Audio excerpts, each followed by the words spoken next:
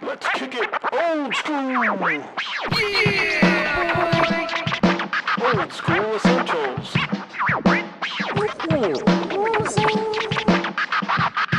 The further adventures of the Thunderous Fury.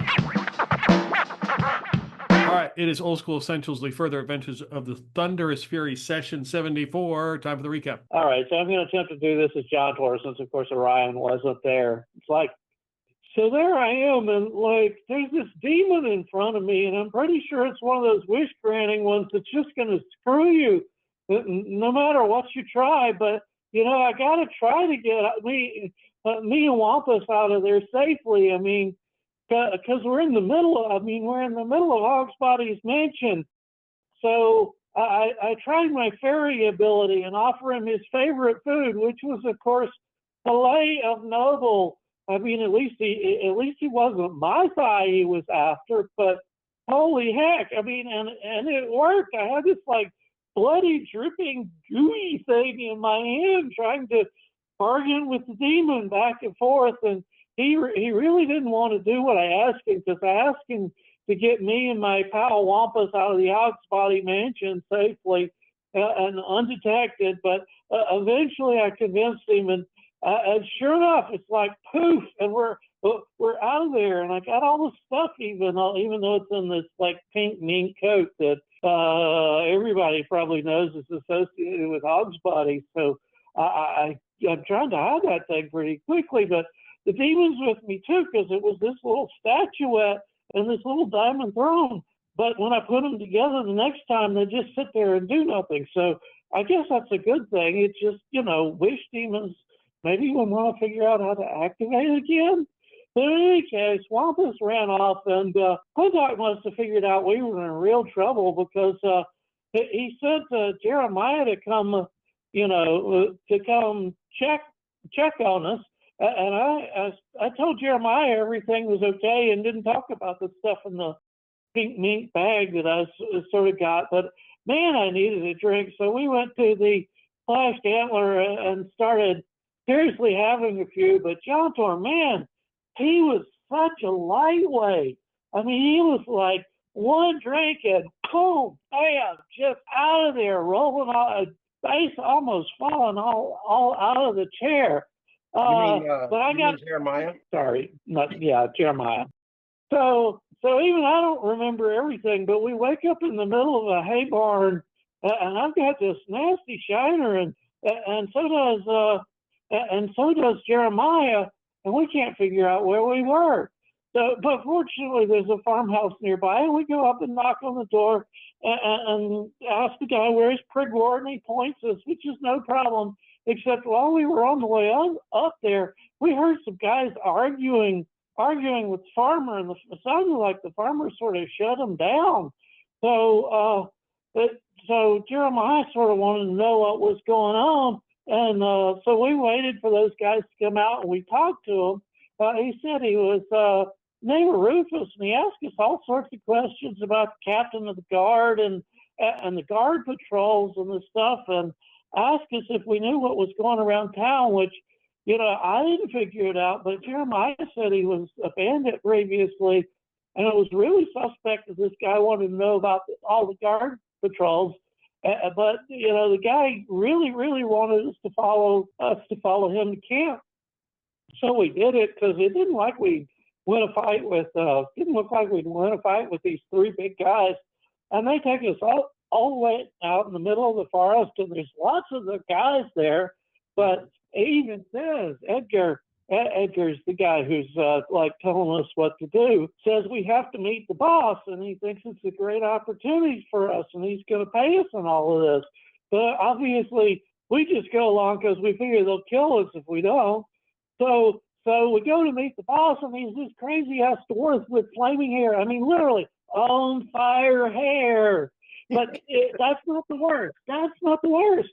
He's talking to this big, like 7-8 foot tall crookhorn in armor. Like, I didn't even know those guys could talk, much less wear armor and walk around and talk like people. And it's the same thing. They want us to do scout patrols around Prigwort and figure out where all the captain's men are at various times.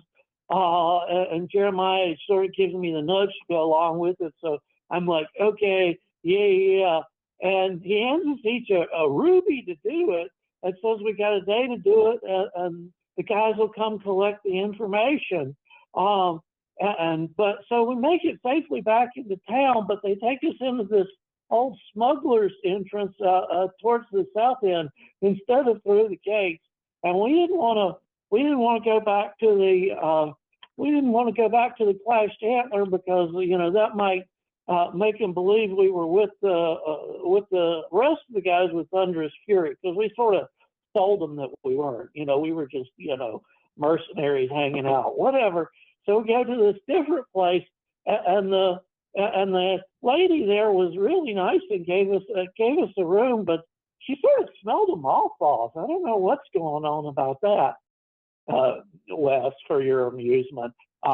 Since Orion doesn't talk about his curse much, I literally rolled an int roll when the lady smelled of mothballs, and Johntor failed it, so he has no earthly idea why the place smelled of mothballs. He complimented her on keeping the place bug free. In any case, so of course we know we've got to tell somebody. And I figured maybe the gems were tracking, because otherwise, why give us these expensive thingies? So we hid them in the room, and then went looking for people to tell. And first we thought to talk to Clintok, because he's the guy who can really do a deal and figure things out. But he wasn't around. Couldn't find him. So the only person we could find is Hilda Harrowmoor, who's that hard-ass lady who runs the camp outside of Prigwort.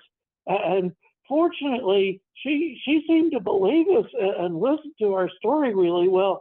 And she said, I think part of the reason that she believed us is she said the big crookhorn with all the armor is a known figure.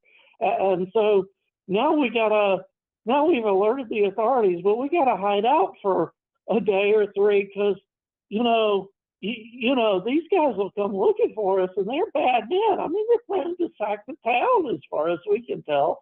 So now we got to act like we're on the down low and not pick up the gems until it's all done, because they might be tracking devices. And I don't know what to do. I need another drink. Sounds about right. Love it. Yeah, we've told the people in charge. Presumably, we are actually up to Clintok, and Clintok heard that incredible ramble there, word vomit. So I would say that for Clintok, after the party, you brought Ogsbody back to his place after Johntor had left, and returned the boots to him. And the next day you would run into a messenger who would bring you this keg of experimental brew that was done by Master Peabody. Nice. It was it's very effervescent, and it has the taste of grapefruit and tobacco. All right. But that is his experimental brew, because if you remember the conversation you had with him, that he should be brewing, and that is what he has been working on. Nice. Okay. The word around town is that Captain Hogwash investigated Wakylyke's place because he had stolen some items apparently from the tailor, and the word is that was confirmed, and then they are deciding what to do with Wakelyke with the next council meeting. The word is that he may lose his rights to be a master brewer in Prigwort because he can't be trusted. Ogsbody was not seen the next day. You don't even usually there's no after considering everything that happened, but you don't hear from him. There's no nobody has seen him around town. It is now it's the next day, the 20th of Simswald. It's clement and cheery out, and Johntor and Jeremiah have just come back to Prigwort. and are just coming up to you after they have spoke to Hilda Harrowmoor about what they have seen, and you've heard his explanation, his long rambling story, and we can start right there. Oh man, I'm so happy to see you. You would not believe the day we have had. But right, you're all about the loot. If you go back, we were in a new place because we didn't know if you wanted us associated with you with all that's going on. So if we go back there, I can show you the loot I got out of Ogsbody's stuff. And he realizes who is right beside him, and he looks over at Jeremiah. But he was obviously dealing with demons, so he was obviously a bad guy, and it's okay to loot bad guys. Yeah, and you are most definitely right to go stay the night somewhere else. This does throw a rather rough complication to my general plan now. Because while I did know that the Cruxhorns were trying to attack the place, it seems like they're more coordinated and intelligent than I thought. Well, now we didn't stay at Raptappen's. We just made it look like we stayed at Raptappen. I didn't have anywhere else. I didn't have necessarily anywhere else to. Wait a minute. I've got a backpack. I would have dumped the mink. The mink is too damn suspicious. But the other items are all small enough to fit in a backpack. So, it's still got to get off the street if we want to show this stuff. Yeah. And what was it? The Hildegard? That's the captain? Yes. Hilda Harrowmoor, yep. Yeah, Hilda Harrowmoor. And what did she say with this information? What is she going to do? She didn't tell us much, but I mean, it seems like she treated us seriously. She said she was going to have meetings with other people and tell them about it. So she didn't throw us out. She asked us all sorts of questions. So I guess she's going to go forward, but I don't know what. Not like she discussed her plans in front of us. We suggested a plan to her, but we wanted to get involved with Clintok too, because we're all in awe of his skills, that we find a way to feed false information, because they were asking how the guards were going to be moving around, and what their patrol paths were. That's what we were supposed to be finding. So we suggested that, what if we give them what's even the real pathways now, the real patrols now, and immediately change it up as soon as we're sure those guys have left and they're taking that information back. Right. It's a lot of stress, paladin like yourself. Well, yeah. I've got a mixed background, right? Well, nonetheless, you've done a good job. So do we tell them what's really going on, or do we just sort of lie low and stay out of their way? Oh, I mean, I think that we probably would do best. If nobody's fed them information yet, you guys are clearly the ones that need to feed them the false information. So we should check in with Hilda and see when we should do this, when she's going to change the guard order. Yeah, well, they said they would find us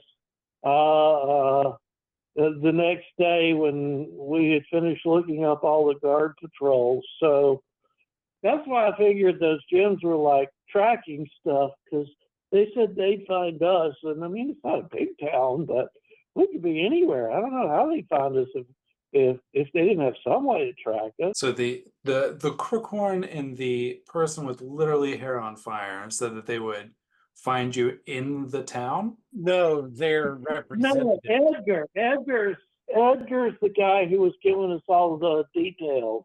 He was like the sergeant, or the chief henchman, or whatever you want to call him. Yeah, there's him and another guy. I can't remember. I don't know if we had his name. That they were the ones that we saw outside the farmhouse. They took us to meet the dwarf with the hair on fire and the Crookhorn. I see.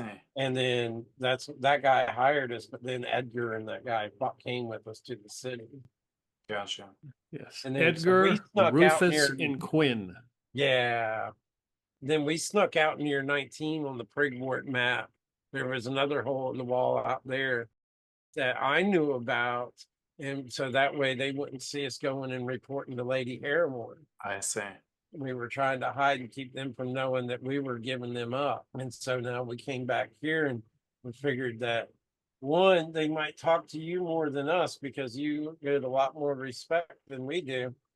Because, you know, I was just in the stockades. Well, I am flattered, but it sounds to me like what they're looking for are some patsies, if I know anyone worth their salt.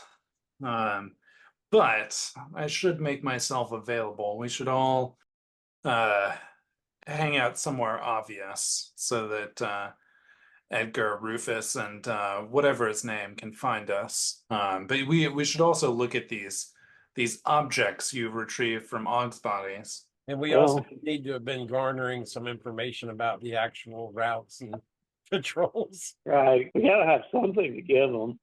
Yeah. I got paper so I could make notes.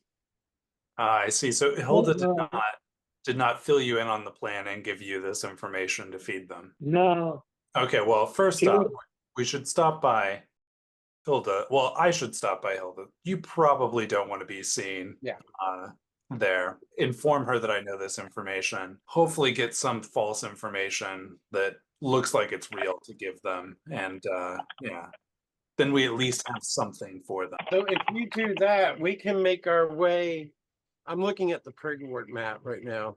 If we make our way from the center where the 1 and the 2 are, towards the gate where 18 is, where she is, and we just sort of pretend to stay in between there and that area, and maybe take a few of the little side streets and take notes on the patrol routes.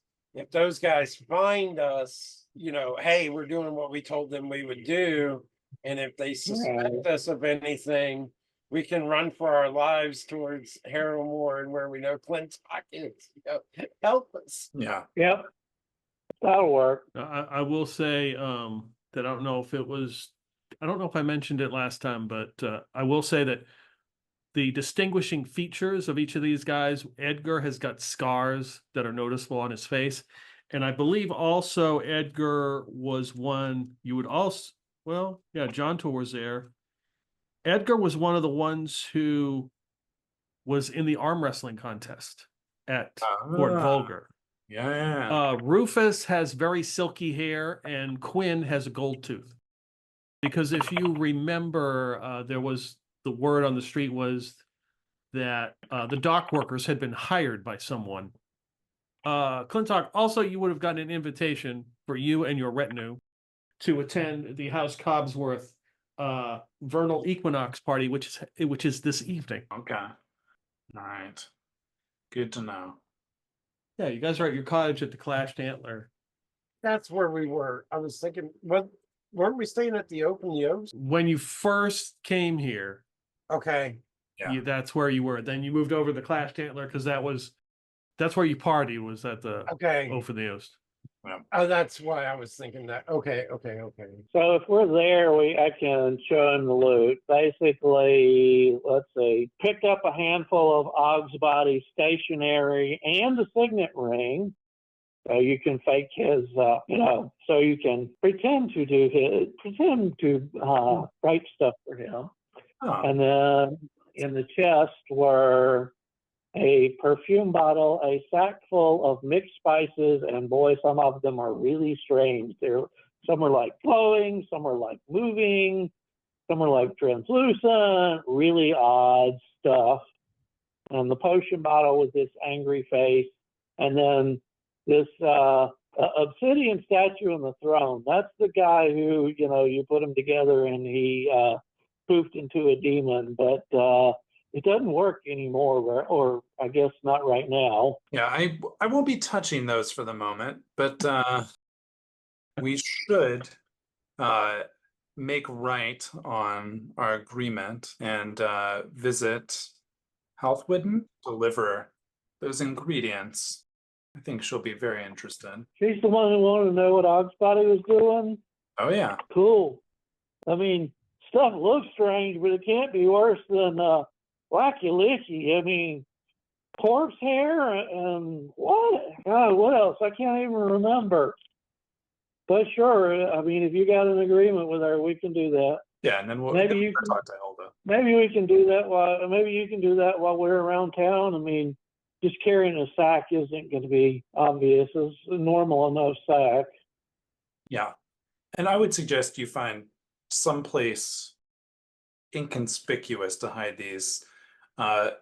Maybe not in your room, maybe in somebody else's room. Clearly hidden so that the occupant doesn't summon a demon, let alone one that Yeah, that grants would be- wishes. Oh, I'm not great for this surreptitious stuff. Jeremiah, I know you're trying to get away from that life, but can you help me figure this out? Oh, just go somewhere, give them a fake name for the registry. They probably won't recognize you, and just store it there because at least it's under lock and key. You do have the gold, right, to do that? Yeah. They paid us in advance. Not much, but Okay. Well, off you go. I will go to Halthwidden's, and then I will then go to Hilda's, and I'll meet you there. The general so vicinity, not actually you're meeting us at Hilda's? in the area. I was going to say, I thought the idea was for us to wander around town and do shit until our. Well, yeah.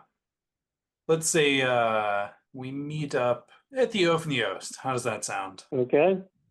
That's in the nearby area. All right, so you set off on your plan. Clintok, you head over to Halthwidden, and you pass by Ogsbody's. Yeah.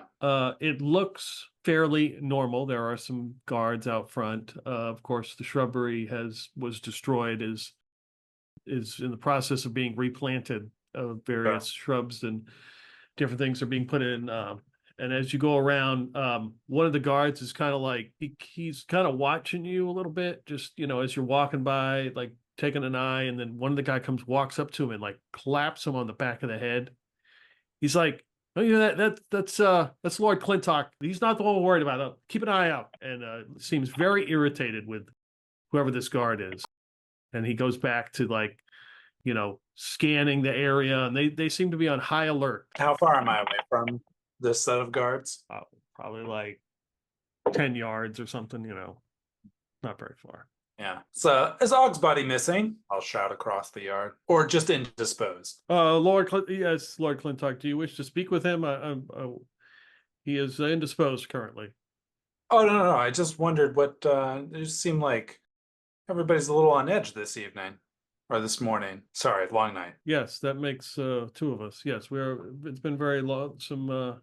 He's just, with everything going on in Prigwort, we're just, we're on high alert, just to make sure nothing else happens, considering with the item that was stolen. Ah, yes. And I would keep that quiet. We're not talking about that out loud. Right. But we're getting close, I tell you. And then I continue walking on my way. Okay. All right. Yes, you arrive to the two-story structure. No gate or fence. The crimson double doors with the crest of House Halthwidden and the door knocker that is a beer stein. Wrap the knocker and then Yeah, before you can even open the door, it is opened for you by one of the servers. You were expecting me, no?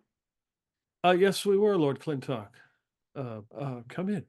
Take off your shoes, and Daphne. Isn't it Daphne? Oh boy. Yeah, it's Daphne. Daphne. She greets you. She is in this flowing dress, big smile on her face. She greets you, Lord Clintok. It's wonderful to see you. Oh, it is good to see you.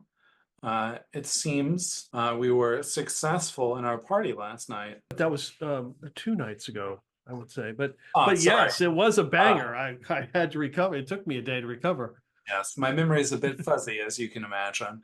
That's right. It happens to the best of us. Do you mind if we take tea or something in a private sitting room? Yes, we can go to my tea room and we will sit and have tea. Walks down the hall and goes in this little private room. A servant comes in and with a spot of tea and pours you both tea, and she sits down, draws the shade, lights the lamp up. Just no prying eyes, of course. Of course. As I was strolling by Ogsbody's this morning on my way here, it seems like everyone is a little bit edgy over there. So I heard tales as to what all transpired. Now, no one was caught, so all is well. Oh, And I was not worried about that. yes, and we did recover some items, some things Oh, do say. of interest. I'll pull the like pouch or satchel, however big it is. I don't know how much the spices Yeah, I just like it. base it took up. Oh, these are all presumably ingredients into Ogsbody's brews. Some of them are rather unusual, maybe not Wakelyke unusual, but they're unusual nonetheless. Let's hope not. Yeah, it is yeah, unfortunate news about Wakelyke, isn't it? Oh, yes. Tomorrow night's council meeting, I heard that there will be a vote to remove him from as a brewmaster due to his indiscretions. Yes, I've not heard about anything about Ogsbody, but though the rumor is that something he has fell ill or something, and he has not been seen, at least on the grounds or around town, since when you presumably returned him to his estate 2 evenings ago. Yes, yes. I did not detect any foul play, of course, because that would not make any sense. But yes, he has not been seen or anything. Maybe there will be another seat available on the council as well. Interesting. I wonder who could fill such a seat. I don't know any brewmasters. Are there brewmasters in this town that are looking for a seat? I mean, Oh, there's always pining brewmasters and those who think they can brew and I see. wish they could, and fledgling brewers all about. They always come to Prigwort. Well, have you heard any news about town? Maybe anything interesting to me that you've heard through Madrid? No, she's not heard anything. No insights into what they found at Wakelyke's? That something to do with the tailors, some sort of item from the tailors that I'm not sure what the dispute between the two of them are, but the tailor has his ways, as we know. Have you heard this tale of the pig and the accomplice of the pig? Well, there is, of course, some sort of hex or curse that has been put on the tailors for those who try to steal, but the Reverend Mother would never give up any names due to her status and her way with the church. So yeah, I just hope whoever it was hasn't been turned into a rasher of bacon. oh no, maybe they'll be serving it at Cobsworth's party tonight. Who knows? Then I would stay away from the pork. Yes, I will make a mental note. Well, are you attending this party? Oh, I would not miss it. Are you going to be in attendance this time? I did receive a invitation, though I'm not sure if I will attend or not.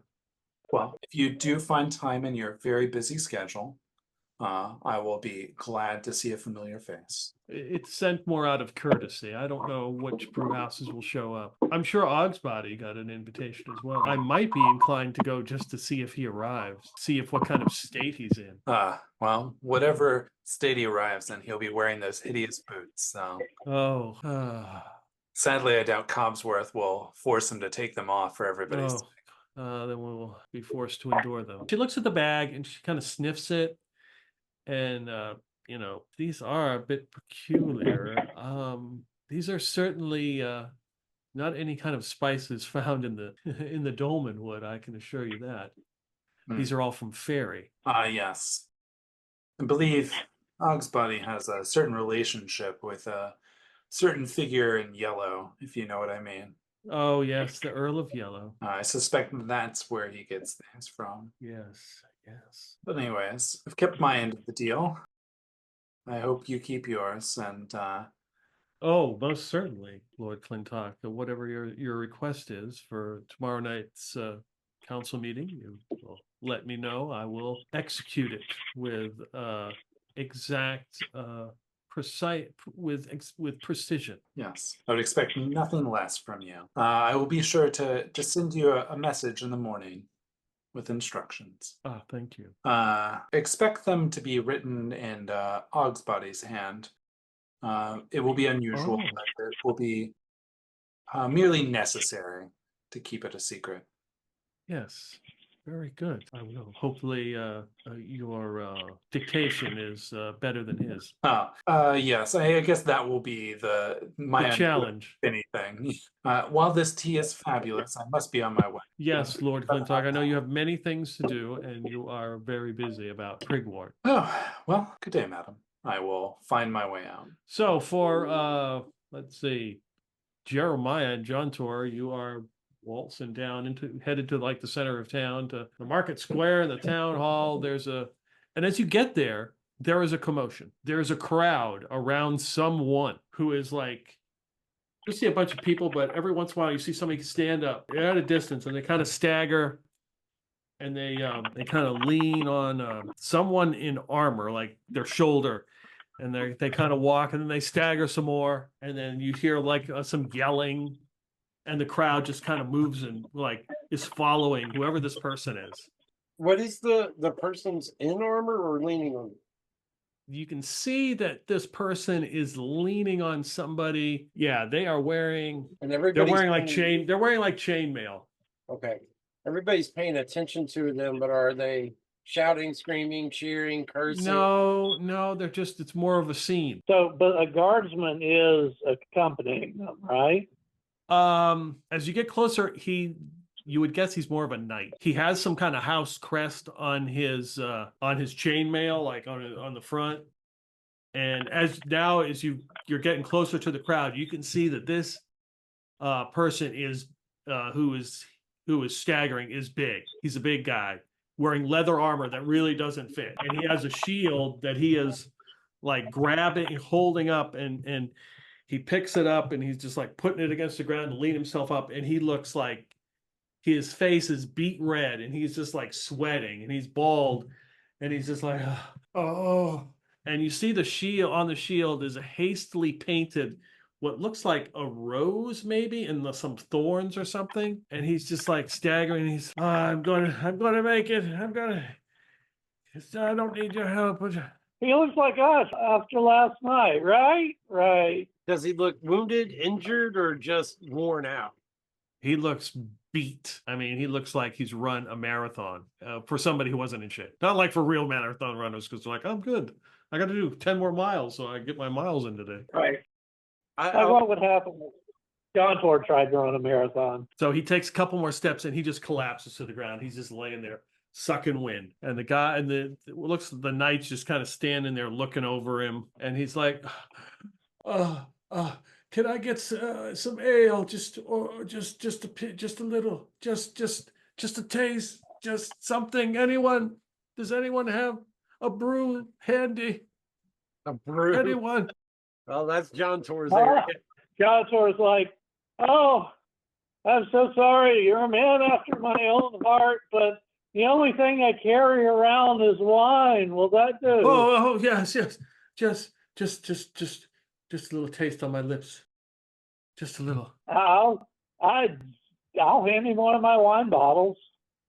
Okay. Oh, yeah, and he just kind of reaches up, puts his finger on it, and just like touches. Oh, forgive me. And he hands it back to you. Thank you, sir. You're just so kind. What is your name? Oh, I'm Johntor L'Oreal. I guess I can still call myself L'Oreal. The house sort of threw me out, but they're not here to argue about it. But just call me Johntor. Johntor, I give you my blessing. Thank you. You've been so kind to me. What's got you in such a state there? I mean, man, you look like you've been fighting for hours. No, days. It's taken me days. I've traveled from the Wayside Monastery. It has taken me these long days to get here. I'm woefully out of shape, but I've fortunately seen the light. I encountered a man, he was a follower of Saint Cuthbert. He called himself Carn Stone. Do you know of this saint? That's my mentor. What? Yes, he's my mentor. He pulls himself up on both.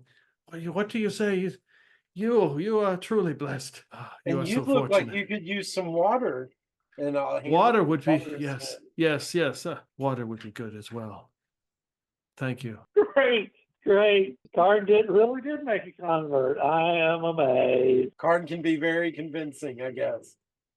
So this knight sort of helps him to his feet and like grabs the shield from him, and you can see like the armor doesn't fit, and he's wiped out. And you hear somebody in the crowd say, that guy, that used to be the abbot at the Wayside Monastery. He says, I am no longer the abbot anymore. I have relinquished my status as the abbot. I am just Wystan Spatlard. I am just an adventurer, just like you. Something I should have done years ago. That's what the one true God called me to do, not to be cooped up into that monastery for all these years, wasting my days drinking. There's somebody that left here with Karn that you should probably meet. He could really help you with a training program to get back in shape. I think I did believe it. Yes, the man with the large arms. Yes. Yes, the basics. I believe his name was Basil. He was most impressive. Yes. If we reunite with him, I'm sure he could put you through a wonderful training regimen. Yes. Between him and Karn, you will either be in fantastic shape or dead. Death is always an option for an adventurer. Too true. I thought for sure we were going to die back there, but perhaps it was Cuthbert that saw us through. Got to throw a Cuthbert in every once in a while. It is Karn's disciple. Yeah. Even though I'm sure Jeremiah looks like he's looking over his shoulder when he talks about Cuthbert, it's like, yeah. So what brings you here, though, Abbott, or former Abbott? Oh, yes. Well, Karn helped me see the light. Like I said, I had wasted my days. That's not what one true God intended, that I sit in the Wayside Monastery and not fulfill what I should have done, which was to be here in Prigwort. I have come here to start over. So I may be long in the tooth. It's never too late to begin again. So he's looking to become an adventurer. Well, I mean, to me, like, we're going to have plenty of adventure here in Prigwort pretty soon. Maybe you could lend us some aid. Well, yes, if anyone who is in service to this Karn stone, I will gladly lend you my. And he kind of looks at it around his belt, and you see him pull out.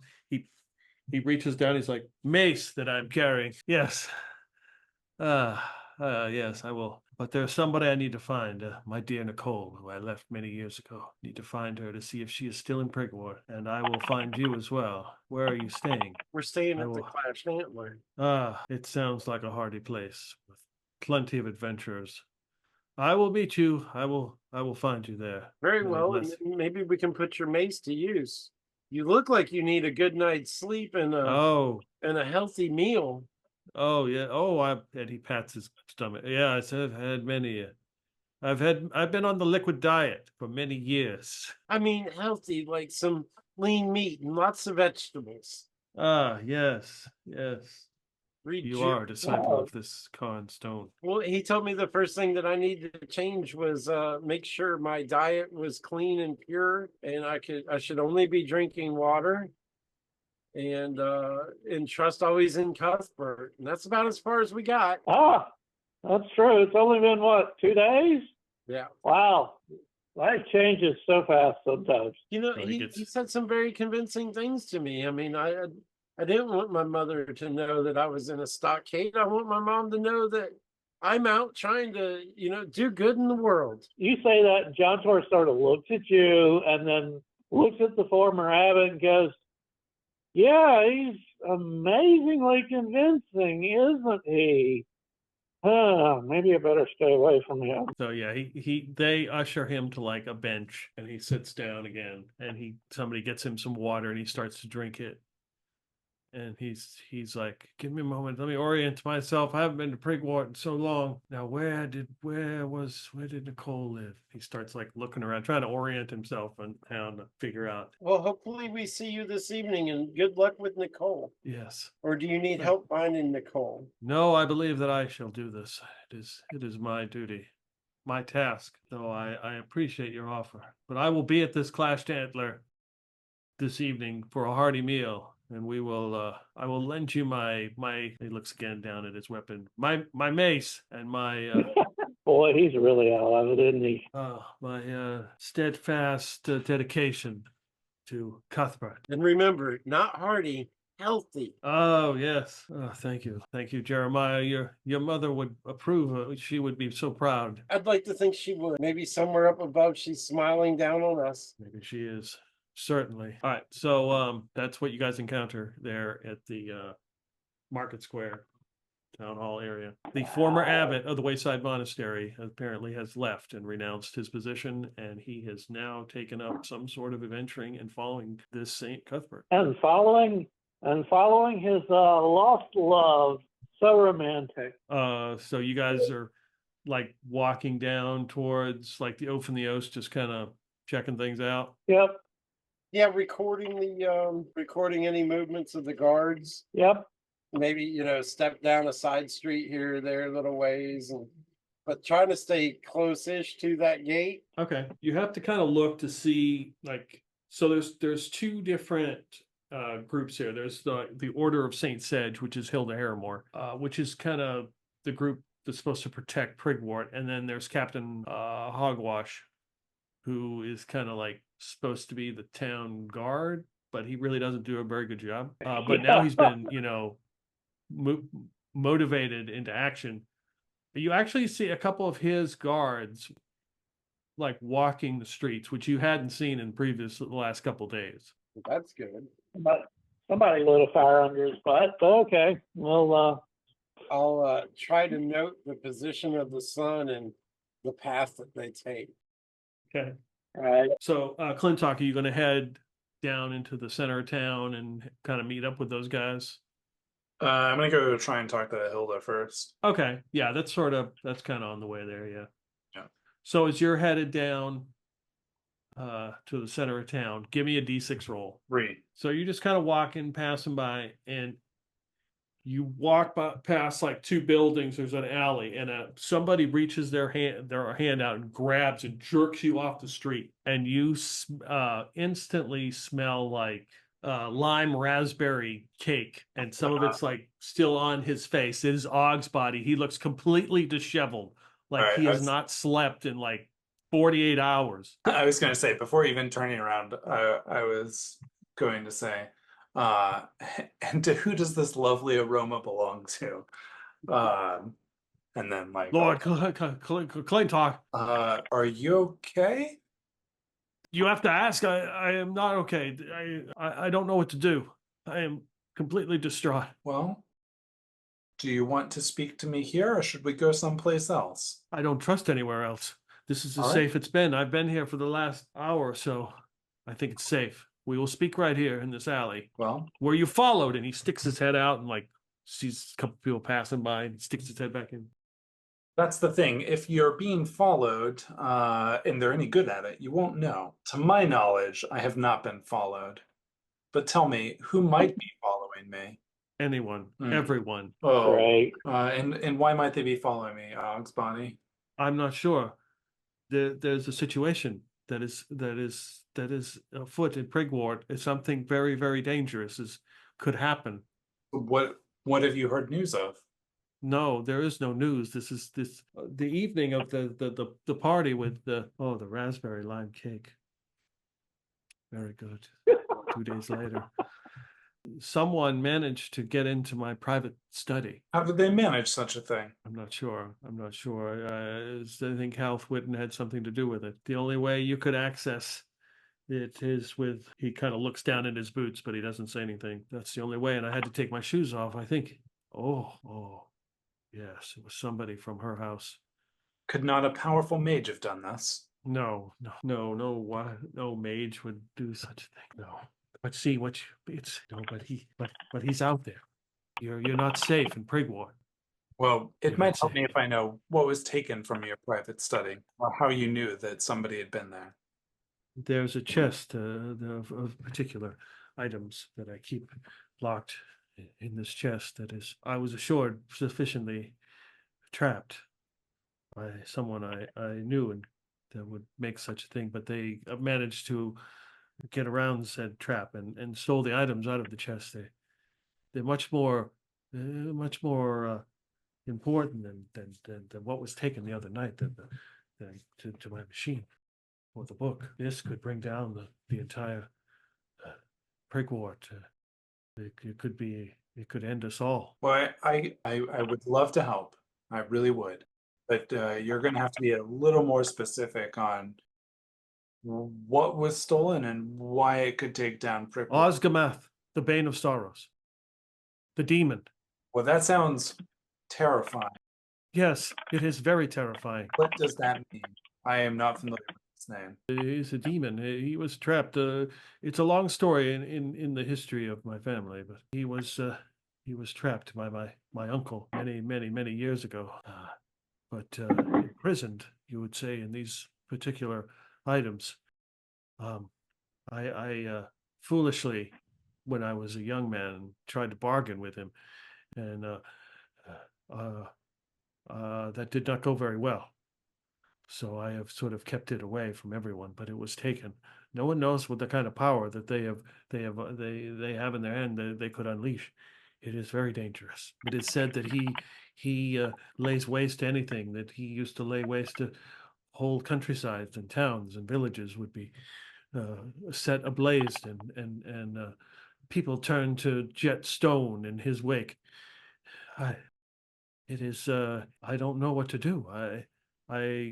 I petitioned the Earl of Yellow, but he just wanted to put me in the dunk tank repeatedly, but I managed to avoid that. I don't understand. I fear that Prigwort will be destroyed, that whoever has taken it will either know its use or foolishly activate it, and he will be unleashed, and he will set the Dolmen Wood on fire. Assuming somebody that doesn't know what they're doing unleashes this demon, what happens? Can you walk me through whatever is binding this demon to this place? Some sort of ritual or spell or something my uncle explained to me when I was a young man, but I didn't particularly listen to the details as a young foolish man would at the time. So I in my haste decided to activate the thing. It is a small jet stone figurine that looks like a demon. It sits in a diamond chair, and when you pull it apart, nothing happens. But when you reassemble it, it activates it. My uncle said something about it only can keep him for so long. Eventually, he will escape. But I didn't really listen, and luckily he did not escape, and I bargained with him, and I vowed never to bargain again.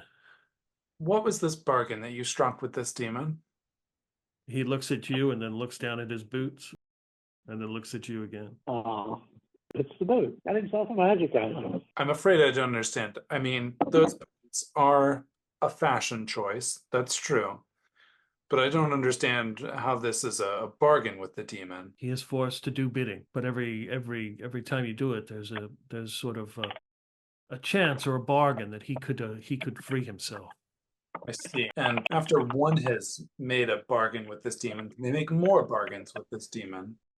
Well, they could, in theory, yes. I would say they could, yes.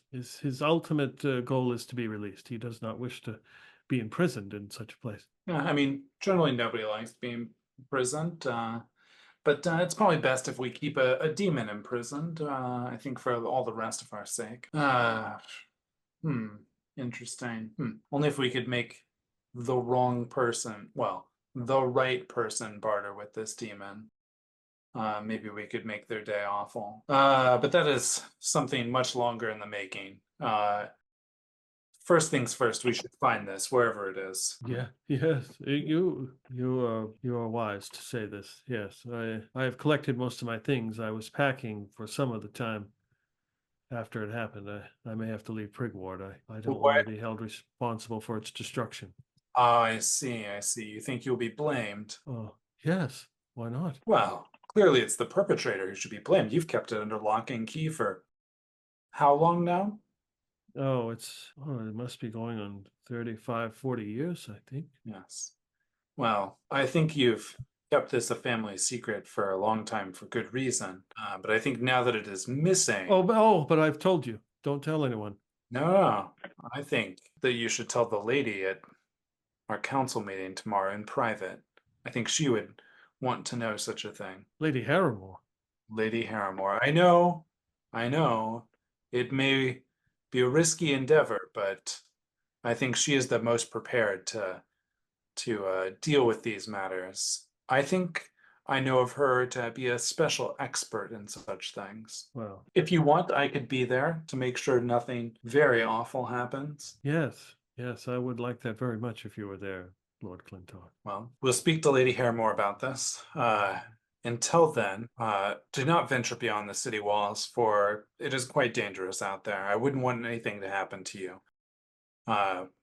What I suggest that you do is part of the bargain that you always have to wear those boots. No, I do that because I find them very fashionable.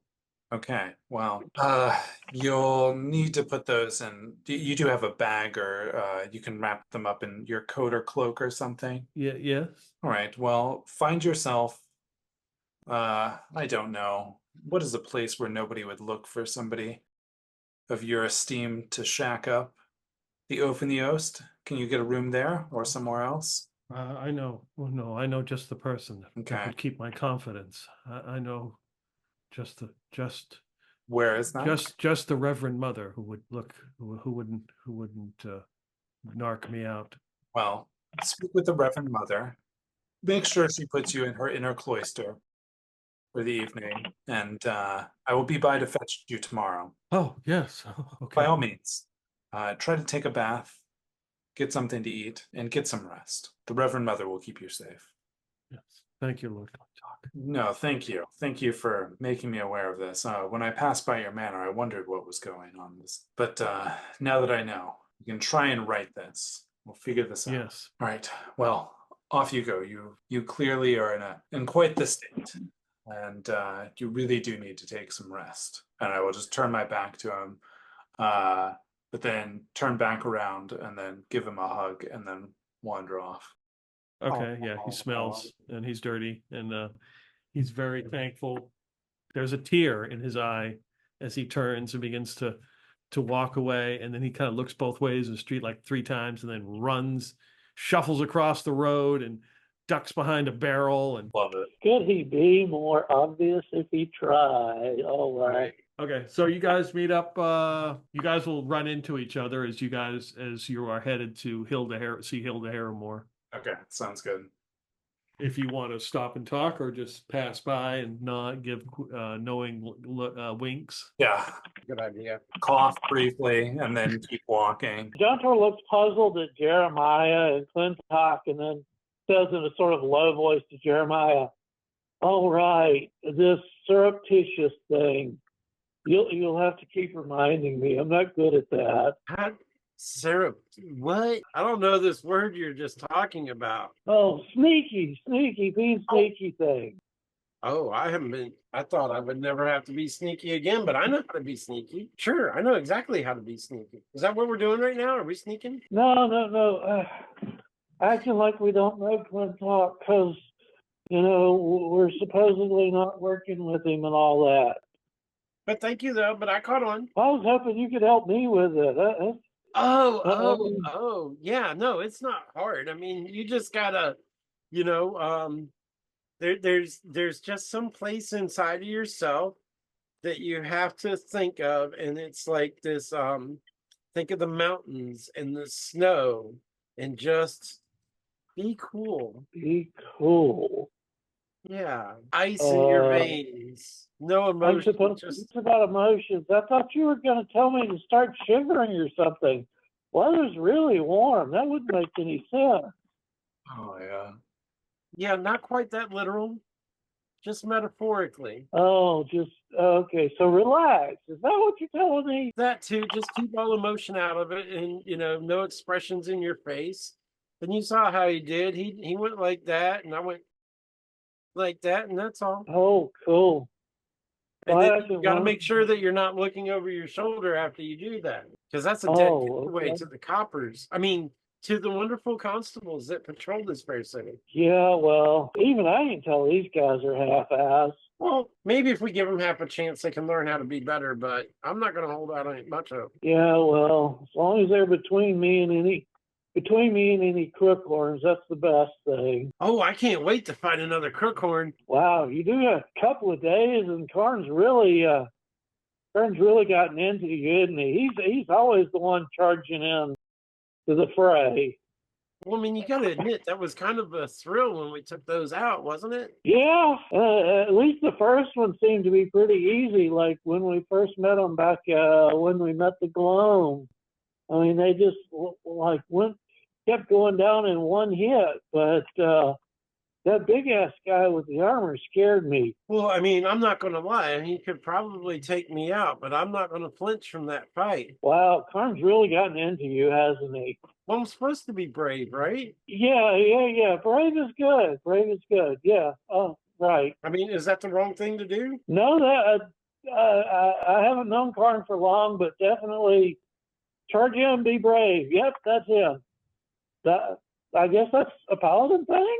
Well, I don't know, but I know that I got to follow the way of Cuthbert. So this is how Jeremiah will die. Him and his one hit point.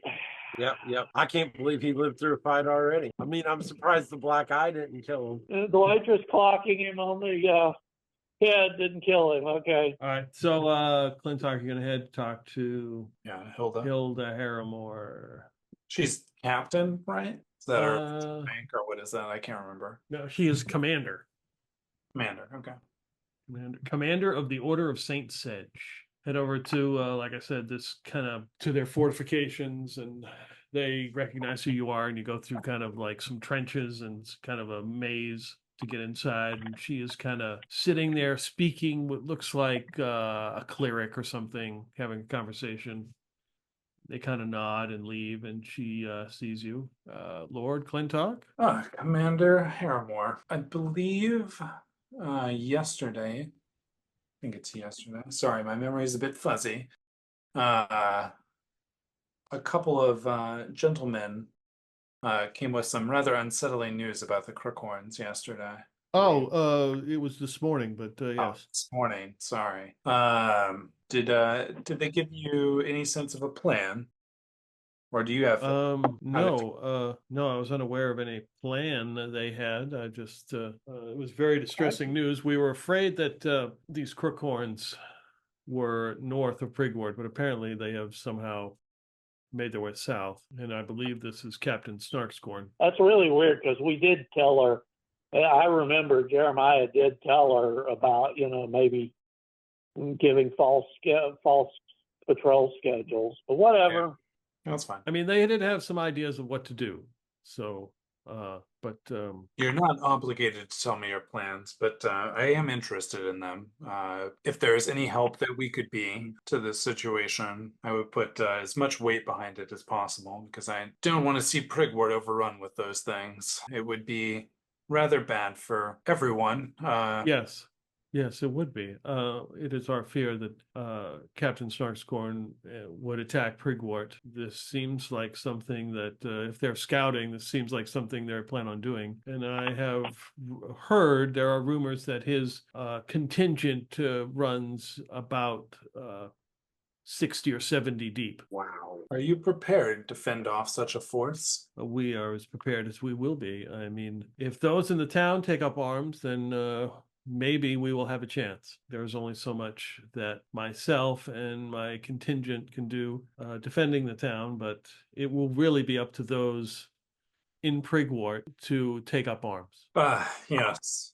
Maybe if we could sabotage their plans, make them think that they have the upper hand, when indeed you have the upper hand. There is I believe, a public council meeting happening tomorrow night. Yes, my sister is supposed to attend.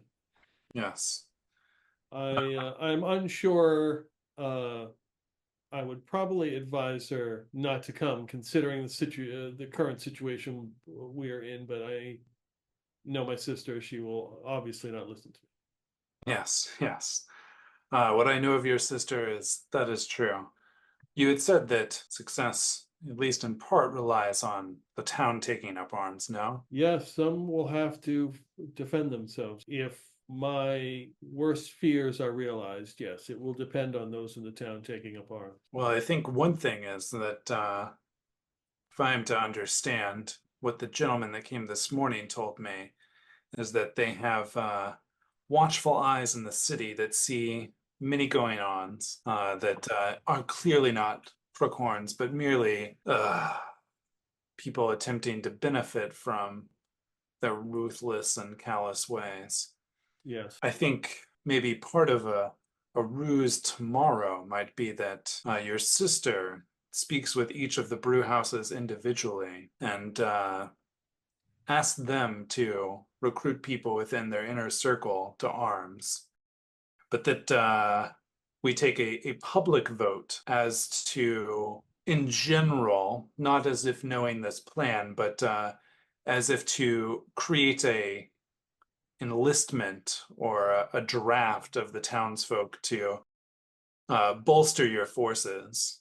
And in that meeting, publicly vote down said draft, but privately put in place as many forces as we can. At least in that way, we will have caught them a little bit off guard and the number that they seek to find. Maybe they won't send their full force. I do like this idea. Additionally, I believe the gentleman this morning spoke of providing them with the patrol and how they go about the city.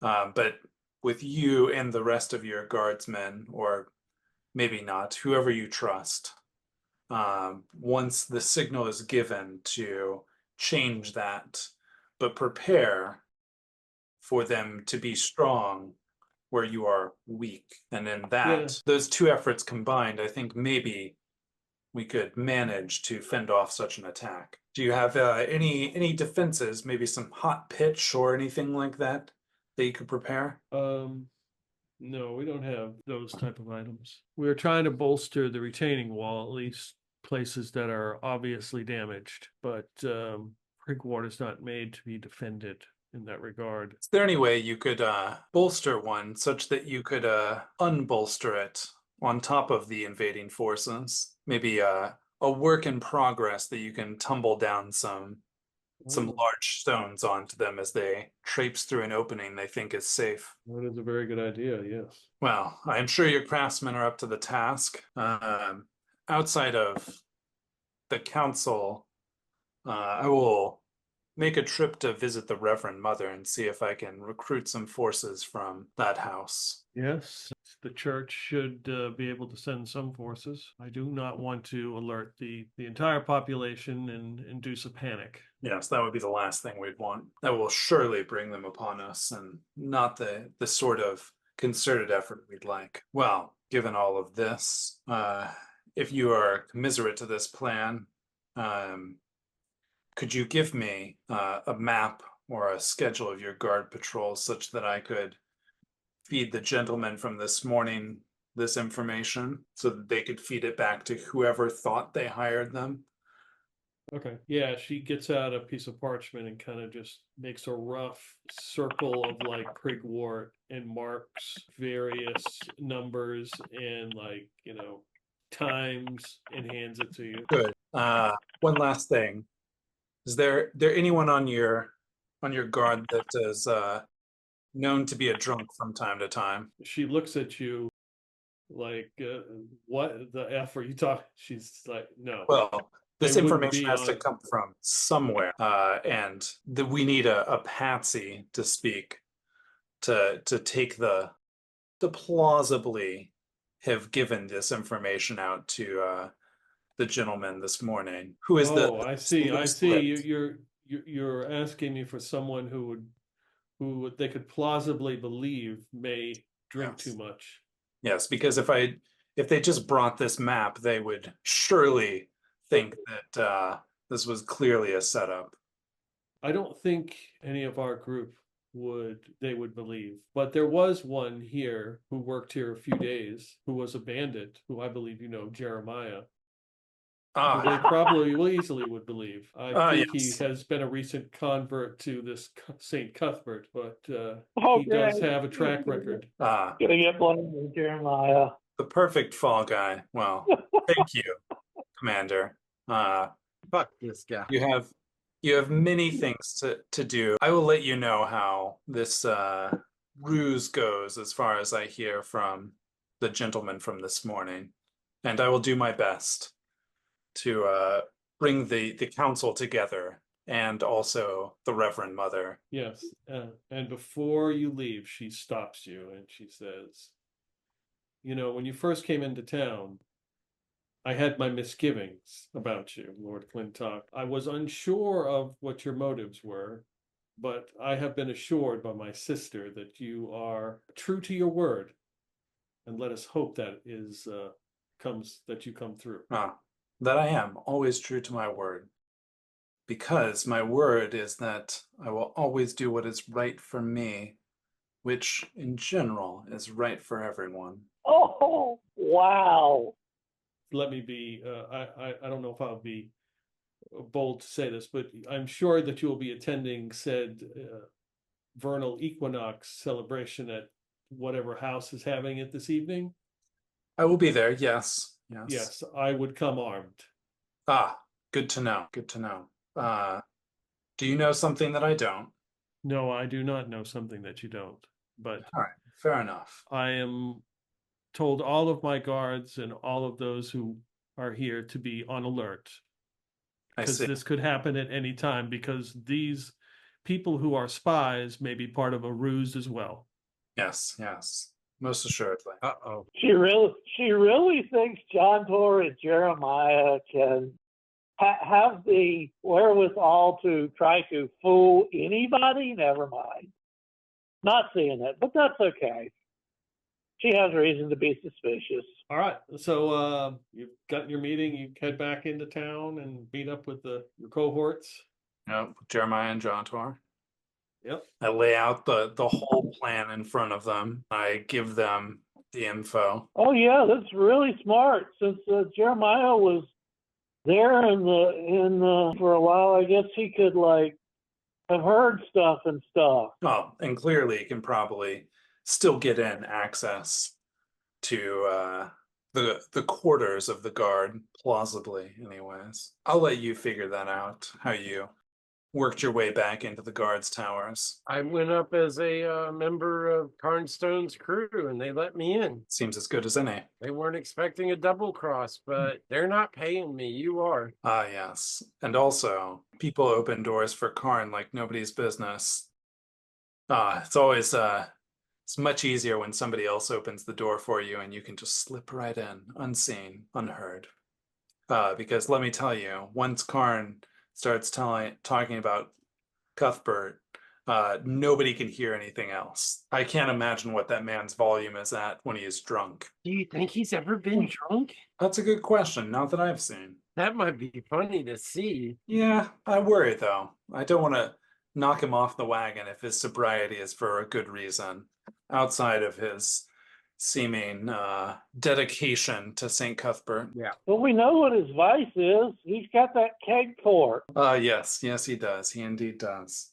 I've heard people get high on sugar, but that's mostly kids. I don't think Karn knew what a sucker he was for cake until he tasted that cake. Well, that's a fay for you, is to pick out somebody's weakness and drop it on them. Yeah. Yeah. Also, just cake that you can get whenever you want is the best cake ever. Yeah. 6 months from now, he's not Karn Stone, he's Karn Pudge. Karn Boulder. Johntor's like, nah, it's cake you stole from your snotty sister that's the best cake ever.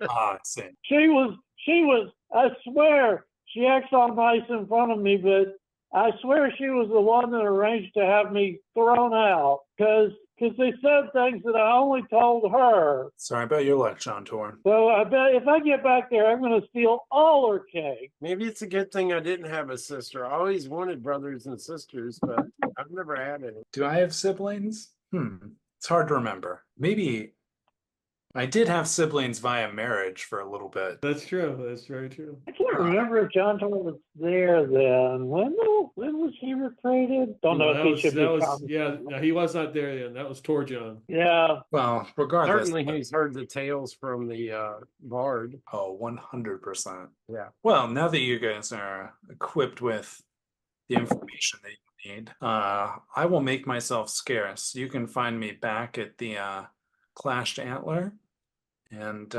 let me know how it goes. Yeah. Wow. They're going to really like us. But what's that term you used earlier, Jeremiah? Patsy? Are we going to be patsies? Do they keep patsies alive for a while? No, actually, I'm not really comfortable with the term patsy because usually the patsy is the first to die. So if they want us to go out of town, should we start putting up a fight then? I'm going to trust in Cuthbert. Oh man, Orion says that's a real. Oh, never mind. I'm going to trust in my sleep spell, at least until somebody damn well trades spells with me and actually allows me to expand my spell book. Well, sure, but Cuthbert made sure you had a sleep spell. At least I that's don't what think Karn Cuthbert said. was I don't think Cuthbert was my old tutor. No, but he's, somewhere looking at us and making sure we have what we need. That's what Karn said. Cuthbert will never give you more than you can handle. I'm sure Karn, wow. It's right Karn here in really this pamphlet. Karn really is persuasive, isn't he? Wouldn't have really expected that of him. That in this pamphlet. You hear something muttering about, maybe I should stay away from Karn when he gets back. All right, so Clintok, you're going to make yourself scarce, and then are you guys going to head back? I guess we're supposed to go back to the Raptappen quadrant. Yeah, that's what Raptappen. Yep. Yeah. So they can find us. I mean, they said they'd find us. Again, I swear those gems have to be trackers, but that just may be the paranoia talking. Now, didn't we get the room next door as well? Yep. Yeah, To because make you got sure- 2 rooms for 2 nights. Yep. So we can stay in that room next door and monitor and see if they show up. Or one of us can hide in that room. And you can hide, Johntor can hide in that room, and I can stay in the room with the rubies. And if things start to go south and you're listening through the walls, you can surprise them and jump in. Yeah, sure. That sounds like a plan. Right? Is it like other hotels that you have nowadays where there's an adjoining door, or is he gonna have to listen through the walls and come through the door or something? Yeah, there'd be an adjacent. There'd be Actually, no, I take that back because under the description it says other guests are rarely seen. Yeah, it's supposed to be a very calm and quiet place. Secure, quiet lodging. Opening the door to make 2 rooms would just invite people to be raucous and wild, and they don't want that. So we come up with a signal or something, I make sure I sit with my back against the wall to the adjoining room, and I can reach behind me and tap 3 times, and that means come running with your sleep spell ready to go. Sure. Give you the key to the room so that way they can't lock us in. All right, so you guys hang out there for the rest of the afternoon, and just as the sun is beginning to set, there is a knock on the door to your room. I would presume Jeremiah is there. Yeah, I shout out for them to, it's open. All right, so the first person to come in is Edgar, who you met before with the scars, and then before they arrived, okay, I think I've got that spear with the rope, and maybe I've got a rope dangling out the window. Yeah, that's fine. Maybe not exactly dangling all the way down, but it's coiled up where I can go out the window if I have to. Rufus comes in with his silky hair, and then Quinn comes in. You notice the gold tooth, but you also notice that its face has been painted in some sort of interesting manner. And the 2 others don't particularly care for it. They just kind of look at him he comes waltzing in. And then a 4th guy comes in who has a bushy beard, a lazy eye. He's wearing suspenders, and he's got kind of a big frame, a big build. And he kind of comes in the room with his hands folded. And Edgar comes up to you, and he's like, Jeremiah, right? Yeah, and check out the painted face on this guy. That looks awesome. And Quinn's like, told you, see? It looks good, don't it? And Yeah, I've seen other people. He kind of smiles. You see his gold tooth. I've seen other people running around with that. It's great. Not that exactly, but it seems to be a thing here recently. I tell you, that guy who did it, he's some kind of artist. The That big guy with the bushy beard kind of stands up. He says, "So what'd you find out?" Well, I don't know who you are. Name's Bruco. Bruco. And I look over at Edgar and goes, "Is like he cool?" Yeah, he is. Yeah. Okay, so I can talk. Yeah. We're all on the same. We're all hired by the same. Oh, okay. The same All right. guy. Well, I started running with Karn's crew, but they don't pay very well. Yeah, because I don't know, because he's probably giving it to some charity or something. Yeah, imagine that. Like, why would you do that? But so I went to the guardhouse and was able to get in and speak to the captain. Now, I wasn't stupid. I didn't say, "Hey, what are your patrol routes?" or anything like that. But they had some stuff posted up for the day there. And I just told them that I was coming up there looking for a job, but they said with my background that, they couldn't have me on the city guard. Nobody would trust me. And so we wandered around the streets and we made some notes, and I wrote down what I saw on the boards there, and here I got some notes for you. He kind of looks at it. He hands it over to one of the other guys. Good. That's good to hear. What about your friend there? Is he on board there? The goofy elf? Yeah, he's out somewhere drinking beer, I think. He really likes that stuff. Yeah. He likes ale, maybe a little too much, but that's between him and the ale. But he'll be on board. He's solid. He's good to go. Okay. I lean back in my chair against the wall, put my hands behind my head, Ready to tell me knock. about the ready to knock 3 times. what can you tell me about that Harrowmoor, that commander? What can you tell me about her? She put me in jail, and she only let me out because Karn talked to her. Yeah, but she's a commander. Does she know what the hell she's doing? I mean, When Karn talked to her, he seemed to talk to her with respect. So maybe, I'm really not sure. I mean, but then again, it's a woman. How strong could she be? Oh, no, he didn't go there. For anybody watching this is a character talking. what? No, this is Paul's personal opinion. It's not even necessarily the character's point of view. It's a ruse. He just says, "Yeah, if you'd known," he just kind of mumbles, "Yeah, if you knew my old dark master, you wouldn't be saying that." Oh, wow. This will come in handy. You guys gonna still be in town? I guess we will. I mean, do you need us to still be in town? Yeah, I mean, if you're gonna be part of this. Oh, what else are we doing? I thought we were here for information. Yeah, but there's more to it. I mean, you got us information if you want to stick around. Okay. What do you need us to do next? Just wait, just hang around in town. Just tell us let us know if anything changes significantly. Okay, we can do that. Are you going to come find us again? We might come find you. I just would say, I'll go meet you somewhere at a certain time. well, today's the vernal equinox, right? Yeah. So the 23rd of Simswald, the day of chime. I think that's what they're looking for. Whatever plan they got in place, I think they're going to execute it then. On the day of chime, huh? Yeah. I mean, it's like, the days of the week, that's one of the days of the week. It's called chime. Yeah. How many days is that from today, though? Today is the 20th, so he's saying the 23rd. Okay. Well, it costs us a few coins to stay here, and it's hard to turn rubies into gold right now. Is there a chance we can get a small payment for our room and board? He gives you 10 gold pieces. That should be just enough to see us through to the 23rd. Good. Yeah. Well, just keep us up to date on if anything changes. And here's another thing. The rumor is, well, it's not a rumor, because we know this Lord calls himself Lord Clintok or something, roaming around Prigwort, right? Yeah, he's friends with Carnstone. Right. Yeah, but I've heard the Karn is not here. Nope, he's gone. Right.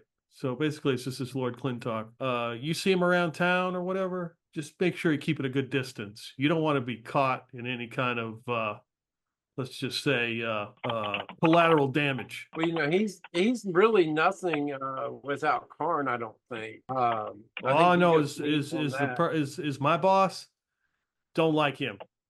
Okay, I'll make sure I stay away from Lord Clintok. And you want to know more information about the strength of Lady Harrowmoor? Yeah, just everything changes. Different people move into town. Just keep us abreast. We'll come find you. We'll be in and out of town a little bit. He looks at Quinn, who's got his face painted. Probably not with him. He's probably not coming back here.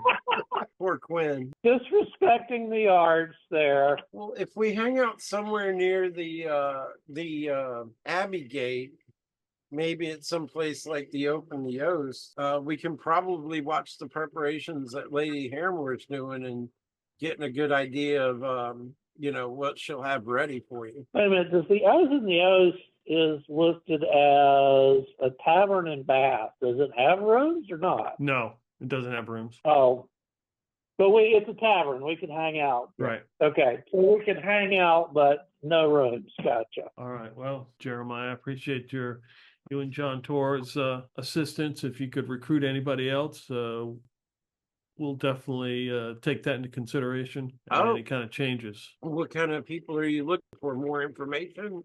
You looking for people to help you fight? Looking for all of the above. Well, what are you paying for people willing to fight? What can I promise them? That they're going to be on the winning side. Well, you saw how easy it was to get me on your side. Ching.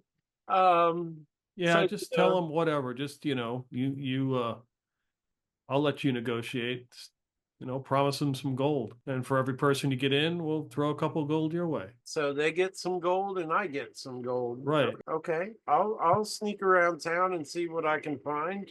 How many people do you want me to find? As many as you can. I'm sure there's plenty of people of questionable morality or those who are disenfranchised with the current state of affairs who wouldn't mind a new change in town for whatever is left of it. I think I was in jail with some of those people.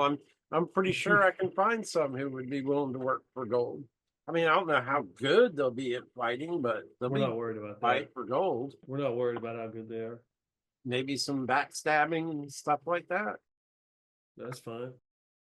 Yeah, I think I know a couple of people that could really help us out. All right. Well, too bad we missed your friend Johntor, but might as well get the drinks in while you can. Yeah, the drinking's good. I think I'll probably go find him and have a few ales myself. Yeah. But we wanted to make sure at least one of us was around where you could find us. It's his turn tomorrow morning if you hadn't come here tonight. Oh, we'll make sure we knock extra loud to wake him up. Okay. All right. We'll do so that. they all exit. One guy opens the door, Bruco leaves, and the rest of them exit. Guy smiles with his big gold tooth, and they leave the Raptappens in. And I give the knock on the door.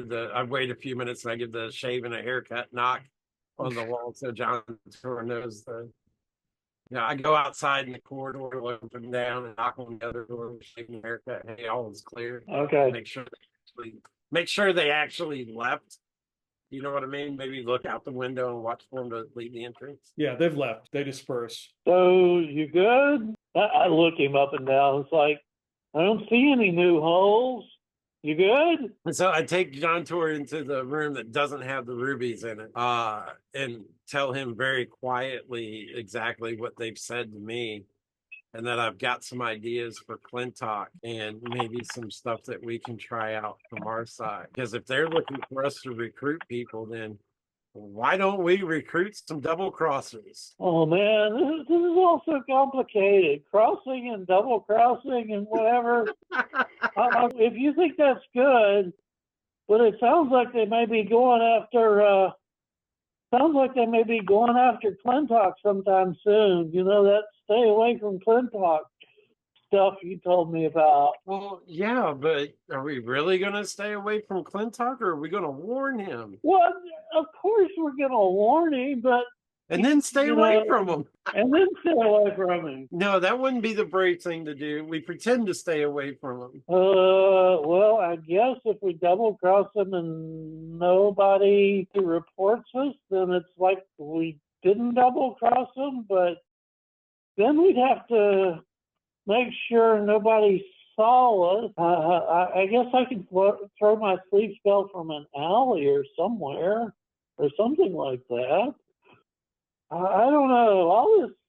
All this skullduggery. It's so complicated. What a great word, skullduggery. I really like it. That's what we're good at doing, isn't it? I wonder if Karn approves of that. I mean, this just feels like old times to me. Oh, Ryan says the less Karn knows about, the happier he is. So I always try to keep him happy. Well, we'll have to figure it out. I think we probably need to go find Clintok and tell him really fast. Because you never know when we're going to spring into action on him. It sounds like they plan on attacking the city in 3 days. Hold on. I need to make an int roll. I made an int roll. Hey, all right. Well under my int. Johntor sort of scratches his head, goes, you know, I mean, I keep saying I'm not good at this skullduggery stuff, but if I had a couple of untrustworthy guys like us, you know, not idiots, but, you know, guys like us, I wouldn't tell them the real date. I'd tell them something different. Is that like a good skullduggery thing? Is that a smart sort of thing? I mean, you make a good point. We need to, I bet Clintok would already have thought of that, though, but I didn't think of that. But they may be trying to lay their own bit of misdirection on us. Yeah, because, I mean, was it you or Clintok who said that the patsies go first? I don't want to be a patsy. Well, you know, we're not really going to be a patsy. We're going to pretend to be the patsy. Oh, yeah, that doesn't make us any safer when the blades come out. Well, at least I know who to keep my back to. My initial idea may not have been the greatest when I think about it, but yeah, we'll give it to Clintok and let him run with it. Maybe we can become a Lady Harrowmoor's guards and get them to act like they're rogues and ruin the work and fight for money. And then right at the last minute, they reveal that you can't rely on us and stab them in the back. Yeah, well, Johntor's going to let somebody else figure out all the crazy shit. All he knows is when shit goes down, bet on Clintok profiting. So there's the person you don't want to screw over when shit goes down. Well, do we know where he's going to be now? Or do we need to find him at the party tonight? And we didn't get invited to the party, did we? No, man. But I mean, he's cool that way. If we can find him, he's always willing to share his invites. But if it goes down at the party, we'll be recognized. I'm so confused. Well, they know that we roll with that crew, so we've got to see them occasionally, but we'll probably try to stay away from them most of the time. I mean, that's supposed to be our end, is that we roll with them, that we work with them. But what'd you tell them? They didn't pay well enough? Is that what you said? Yeah, but look, they gave me 10 more gold. I gotta be truthful. Basil Wilberforce would have been like, they gave me 4 gold. Let's split it. Oh, well, okay. No, he's like, they gave us 10 gold. It's enough to cover some more rooms here. Oh, yeah, cover us for a few more nights. Keep up the rooms here. Keep acting like we're really not part. But yeah, we gotta find Clintok and warn him. Yeah. So I guess we'll go searching for Clintok. Yep. Search for Clintok. All right. Clintok, are you gonna wait for them, or are you gonna go to the party? I was gonna wait for them at the Clashed Antler to. Okay. Yeah. So you guys head up to the Clashed Antler, and Clintok is there. Oh, good. So it's inside, so it won't be obvious that we're meeting with him. Wherever he's sitting, I'll get a table, like try to sit at the next table to him with my back to him if I can. Well, you guys have a cottage where you stay. We've got a cottage, yeah. That's right. We've got a cottage and sort of separate, and we can go back separately. Should be pretty secure, knock on wood. Johntor's going to let you talk if you know, somebody asks. Johntor's like, well, Jeremiah was the one who talked to him. Sounds like you got a lot of good stuff out of him. Yeah, I mean, I'm going to fill Clintok in on everything that's going on and tell him my ideas of, what if we do recruit some people that we think we can trust to pretend to be turncoats that are going to turn on Prigwort? Maybe I can take them and wait at the rooms with them when they come back again. I think that's a stellar idea. And I'm sure Lady will be happy to hear this information, and I'm sure she'll have some people perfectly picked out for the job. If not, you can find some folks. I mean, all this skullduggery stuff. Yeah, Johntor sort of stuck on the word now that he remembers it. It's like, but is everybody gonna know Lady Harrowmoor is in town? Because if that's the case, we sort of got to report it to keep up the fake that we're telling these guys. I mean, because if every idiot on the street knows things, but we don't know things, we look like even worse idiots, or maybe, traitors. And I really don't want to look like traitors to these guys, because they look like bad business. Oh yeah, for sure. We'll make sure that that doesn't happen, Johntor. Don't worry. Well, as best as we can. No plans ever go perfectly. But I will say one of the things, including myself, so we often feel like our plans don't have weaknesses, and that is really the downfall of any sort of scheming. So we just have to make them feel comfortable in their plan, and from there we'll find the weakness. Oh, okay. They did say that we should stay away from you because their boss has got some plans to take you out. Oh, well, that's not news I wanted to hear this evening, but well, I can't be helped all that much. I mean, I would say 10 paces back if I was you. Don't want to catch an arrow or a bolt.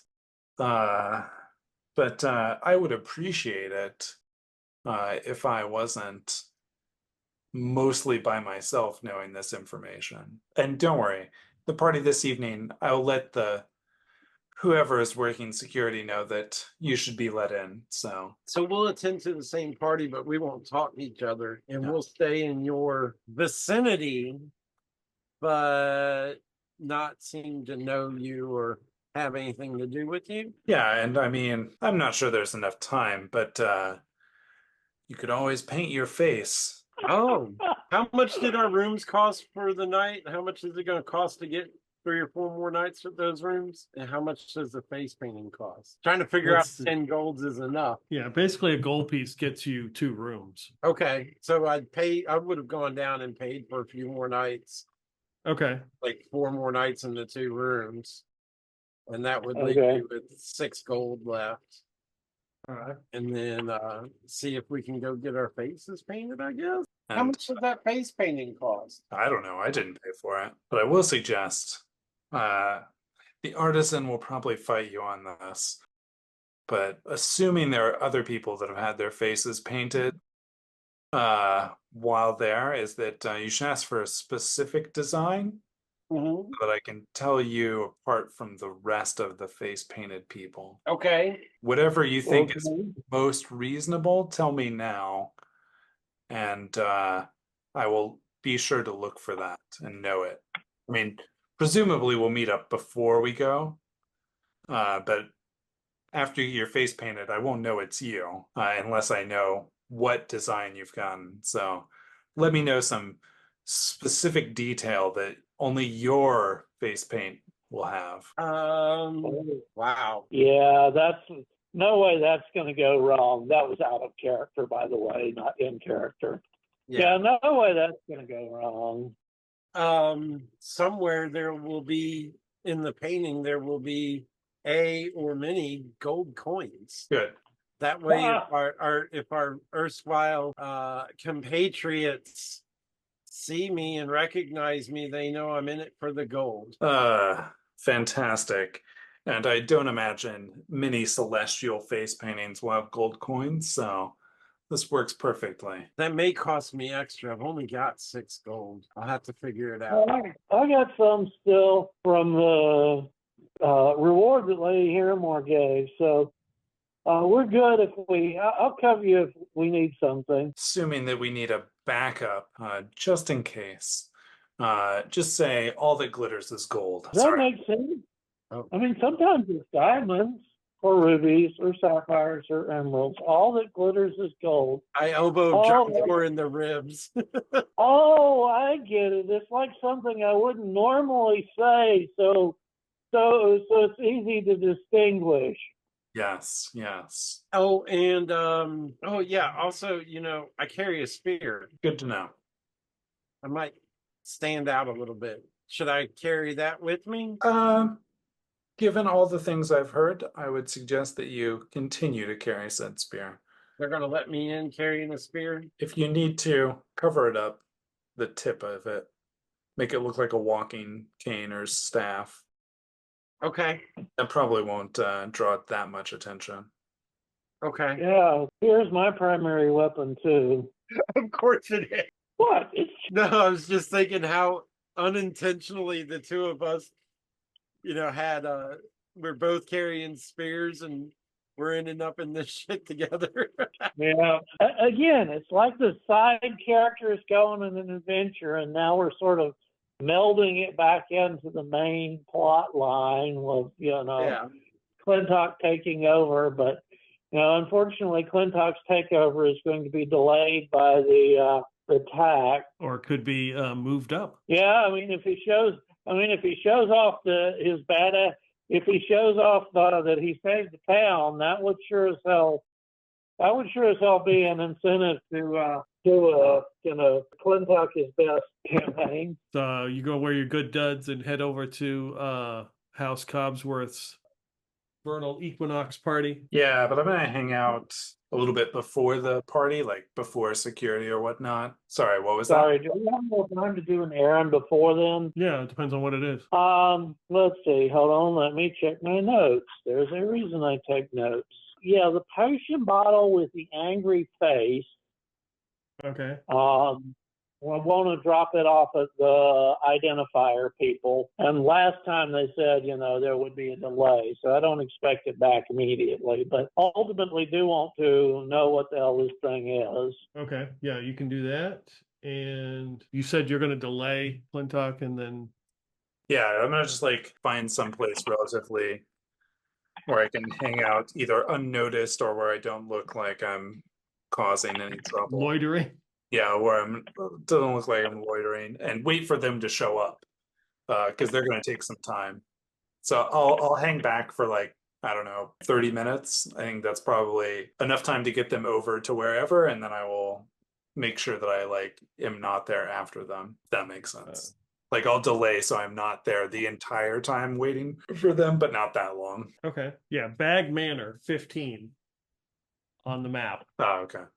Is the place that you can have items identified. They have a consulting magician there. Okay. What's it going to run? Why don't we take those rubies there? That's a point. That is an excellent point. Why don't we take the rubies and say, we think these might be enchanted, but we aren't sure. Yeah. Of course, they're going to be real rubies, and Johntor's going to look like an idiot, but oh well. But then we'll know. Yeah. So they can detect magic on those rubies, they will say. The prices are really steep. They can detect magic. They will say for 20 gold. Let me just check. Harrowmoor's reward will cover that easily. Okay. I'll deal with that. And what's the ID cost? The ID, their normal rate is 1,000 gold pieces. Woo! Whoops. No way. But since this is some sort of potion, because that's technically a magic item, so I'm thinking not a one-use item, because this potion probably use. They would say 500. Ooh. Don't have it, but we'll take the detect magic on the rubies. Okay. All right. They will say that in the morning, if you return in the morning, they should be able to have those taken care of. Well, I guess if shit goes down, we'll use an angry face potion and take our chances. What's the worst that could happen? Oh boy, you really asked that? He had to. Yes, So you're going to get your faces painted. Yep. Okay. Yep. If you want to make a donation, the face painter very much appreciates that. He's like, I know there's I should be charge me gold, but I just do this because I love doing it. We can definitely drop gold on them, right? Yep. Yeah. Oh, sure. I don't have much gold, but I mean, I'll drop at least. I'll drop 10 on him, and I'll just pat Jeremiah on the shoulder and go, I gotcha. Thank you. I don't get paid for doing what I'm doing. I'm not in jail. That's why I'm doing this. Sorry about that. Yeah, no, I get it. I ran around, when I was Cromweller's carpetbaggers, I ran around forever until we finally got paid without any money. I know exactly what it's like. All right. So, yeah, Clintok, you head over there to Cobsworth's, and Jeremiah and Johntor will make their way with their faces painted. Let's take a break right there. We'll come back. Let's see what happens. All right. So you guys are headed to the Cobsworth Vernal Equinox party. Clintok in his finest attire. Before you even get to the 2-story brick house, you can hear a brass band playing. There is music. And it's a festive atmosphere. There's lots of people here. You can see other people with some faces have been painted. Nice. People having drinks out on the lawn, laughing and talking. And there's a few guards, I would say security, with the emblem of House Cobsworth kind of walking around, but you recognize they're probably security, but they don't stand out, like they don't have their sword hanging out, they're by their posture and how they're looking about, you realize they're probably security. They're concealed. They don't want to make it look like have that kind of vibe going on. Yeah. I don't want to make it look like they need real security. Yeah. And we had to get something for our spears too. A curly blonde headed girl comes running up to you, her face painted, comes running up to you, and she does this. She goes, like, come here. All right, I lean in. And she puts her hand behind your ear and she pulls out a coin. Ah, that was my life savings. Can I have it back? I guess so. Wait, no, hold on a second. And I do the same thing. I reach behind her ear and then pull out a gold coin. And I say, you can keep this one. Really? Yeah. And she did it's a big smile and she runs off, and then Wilfrinda, she's smiling, walks up to you wearing her pine green chaperone and teal gambeson and her curly blonde hair. Lord Clintok, glad you could make it. Couldn't miss it. The band sounds amazing. I'm not even all the way there yet. Yes. Oh, yes. They're in the back playing, of course. They're very reasonable. I tried to get someone new in town called the Dulcimer of Fire, but their rates are outrageous. I don't know. I don't understand that. Yeah, I don't know. These out of town bands, you never know. Yes. I think you made the right choice though. Do you have anything particular planned for the Equinox? No, just the normal festivities, food and drink and merriment, and we will be enjoying ourselves. Though I do have a bit I would like to discuss with you at some point in the evening. I don't want to talk business, shall we say. It's such a good, such a festive event. Ruin the mood. Not at all. We don't have to talk now if you don't want to. Happy to talk later in the evening. But wait, where's your retinue? Just you alone? I can't believe this. Oh, they're coming. They'll be here soon. Several of them insisted on getting their faces painted. Yes, I know several, and she looks at her daughter. Several insisted as well. She is adorable after all. Do you have a special brew that you've made this evening? No, I can't say that we have. Just the traditional fizzy beers that we have. Do you know if I believe his name was Zofan? Is he going to be attending? There was a particular one of my beer maids was quite smitten with him, hoping that he would come this evening. Well, I can't make any promises, but I know that he does love your beers, so he may make an appearance. I know he's been very busy recently, so I'm not sure that he can make it.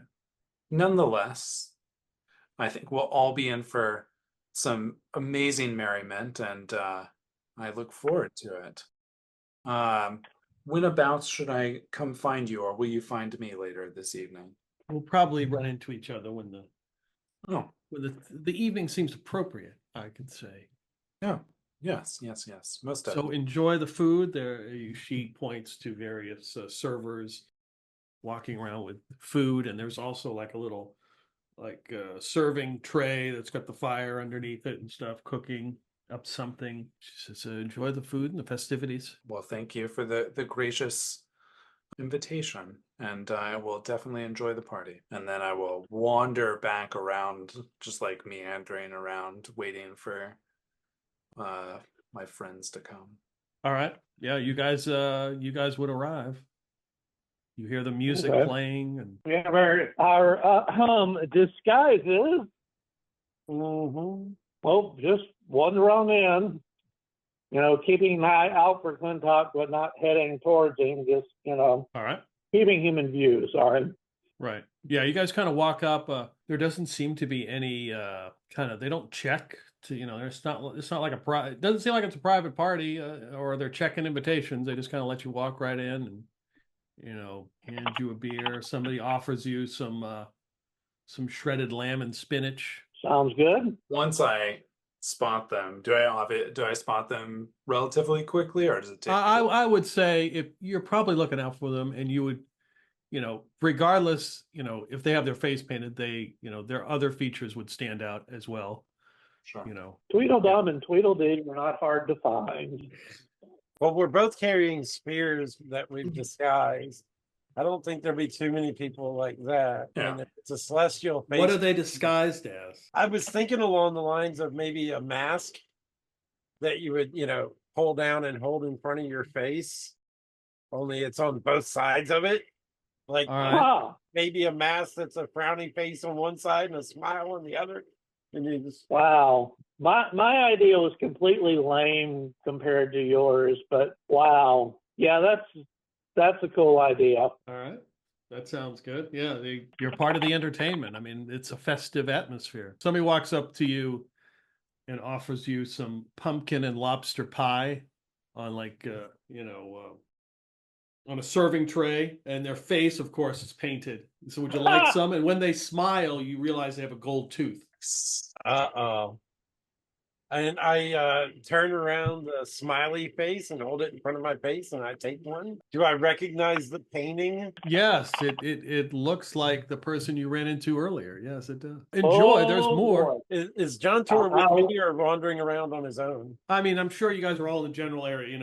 There's people kind of milling about, and this person just kind of not really bumps into you, but gets your attention. Yeah. No, I'm not Johntor tonight. I'm Torjan. Oh boy. But are you near me, or are you milling around elsewhere? I'm going to be with you. I mean, so I'll whisper to you. Did you recognize him? Yeah, you didn't see him You didn't see him. You were in the other room. I tell you, I'd let you know that we saw Quinn. I'm pretty sure we saw Quinn back at the camp, though, didn't we? Correct. Yeah, you saw Quinn back at the camp. Yeah. No, but you didn't see him with the face painting on. So I pointed out. Oh man, they've already infiltrated. Oh man, we can't. Damn it! That means we can't talk to Clintok without getting caught. You think you recognize us? I really doubt it. I mean, our faces are painted, and we left the rubies back magicians, right? Only I'm whispering. I'm not saying this out loud. So let's hope that he did. Clothing probably looks the same. But even if he did recognize us, I mean, hey, it's a party. Why wouldn't we be at a party? Damn. Now I'm looking around for the other servants. Are there other servants who have face painting? Or who else has face painting here? Did that become the bad guys' go-to way of disguising themselves? There is one other servant that has his face painted, but you don't really recognize him. Oh, okay. Well, they were making fun of that guy for having his face painted too. So chances are good that not many of them are going to be doing that. Because they were even saying, here, we're going to leave him behind because he's painting his face. Yeah, so, oh, wow. What a conundrum. What a conundrum. But it's tipped if he's here, there's probably others here. And if they're not ready for the attack yet, then it's probably the attack on Clintok. Yep. Yep. Can't trust the servant. Can't talk to the high and mighty to send a message. So it's either send a message ourselves and maybe get recognized as working with Clintok, or, you know, find somebody else to send the message. Damn it. And we get caught. It looks like we have something to hide.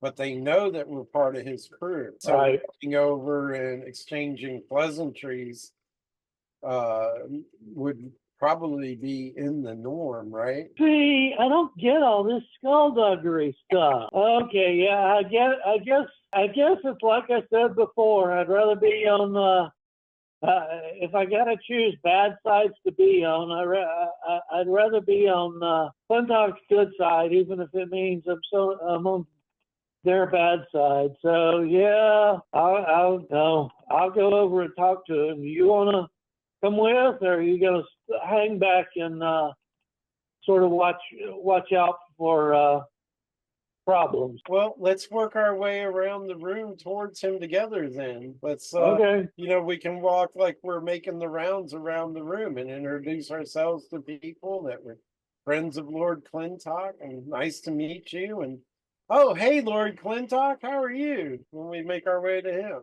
Okay, works for me. So just as a note, this entire evening, because I've been made aware that people are out for me, not necessarily this evening, but just in general, is that I will pretend I'll take several like hors d'oeuvres or food from like the waiters, and also like drinks, but I won't actually eat or drink anything. I will just pretend like I'm eating and drinking, just Okay. trying to poison me.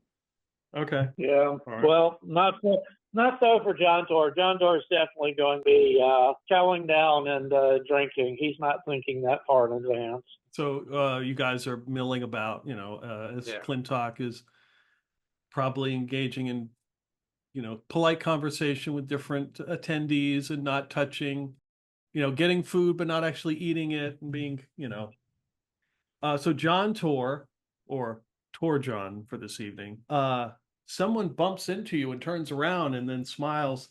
I remember you. You're the kind man who gave me a little taste of wine. And a plumped, large figure, which would be the abbot, the former abbot, who is wearing a hoopaland, right? Did I say that right? I believe so, yeah. Yeah, it is green avocado colored.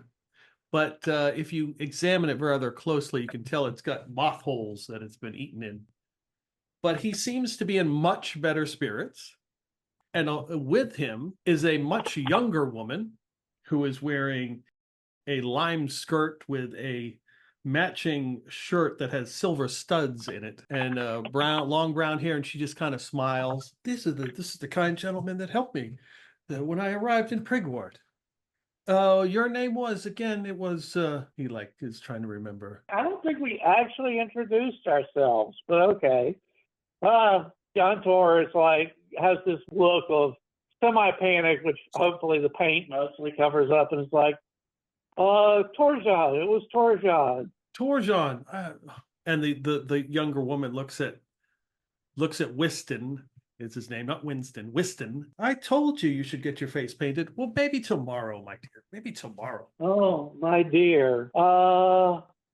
Yeah, is this Nicole? Did you find Nicole? Oh, no. Nicole, unfortunately, has passed. This is her daughter, Nicolette. That is not how Card was expecting things to go. Amazing. So, wait a minute. Does it look like he's backing on the daughter? Or so never what's mind. the term? Never What would they use for a term that for a woman that is not married in their 30s and the mid ages? Spinster? She's a spinster. Yeah, I think so. I think that's what it would be called. Yeah, probably something really, really derogatory, but yeah. That's the general term for it, I believe. Yeah, Colette An is unmarried woman who is older than the age range when women typically marry, or who is unlikely to ever marry. Yes. Spencer's work. So is Nicolette and as you say, in her 30s? Yes, she would identify as a spinster, yes. Okay. It is considered old-fashioned and dated and can sometimes be impolite. She is Well, unbetrothed currently. oh, that's all cool. You haven't been in town long. How did you get an invite to the party? Well, Nicolette, of course, knows the lady of the house. Oh, that's cool. Oh, so sorry to hear about Nicole, but at least you know, right? Yes, at And least you I can know. put that behind you. Yes, all to the glory of St. Cuthbert, I'd say. Yes, it is his will that this has happened. Yeah, I don't know how he is in a marriage or not, but yeah, sure. His will. Although I think he's usually more about animals. Oh, whatever. My friend would know. I don't know any of that stuff. It just goes in one ear and out the other whenever I hear it. Well, is your friend here the one of who is Karn's mentor? Oh, you Is don't he? recognize me? Oh, I apologize with your again. And Nicolette kind of looks at him and says, "See, another one with their face painted." Yes, my dear. Tomorrow I shall have my face painted by this artisan. It's the height of fashion apparently around town. I am so remiss. What is your name? I am very forgetful in my Jeremiah. old age. Jeremiah. So I am terribly sorry. That's okay. That's okay. You were in such a state when we met. It's understandable. It was a very, very difficult state at the time, but things have gotten better. By Cuthbert's will, I have regained my strength. I see. I see. Well, do you have your trusty mace with you? Oh, I don't believe that would be the appropriate. This would be the appropriate place to bring weapons of those types of things. Why do you ask? I clasp his hand and I pull him close and say, "It's so good to see you," nice and loud, and quietly say, "From here on out, you probably want to have it close at hand at any time. Mum's the word. And keep Nicolette safe." Oh, of course, she will be very safe. And I step back and smile and say, "It's so good to see that you're doing so well." Yes, I am. Thank you, Jeremiah. Oh, my apologies. This is Nicolette. If I did not introduce you, she is friends with Wilfrina. So, I hope you have a wonderful party, and I hope if we run into each other, then we, again, polite conversation is nice, and the water is very fresh, straight from the well. Water is good to drink. Water is very good to drink.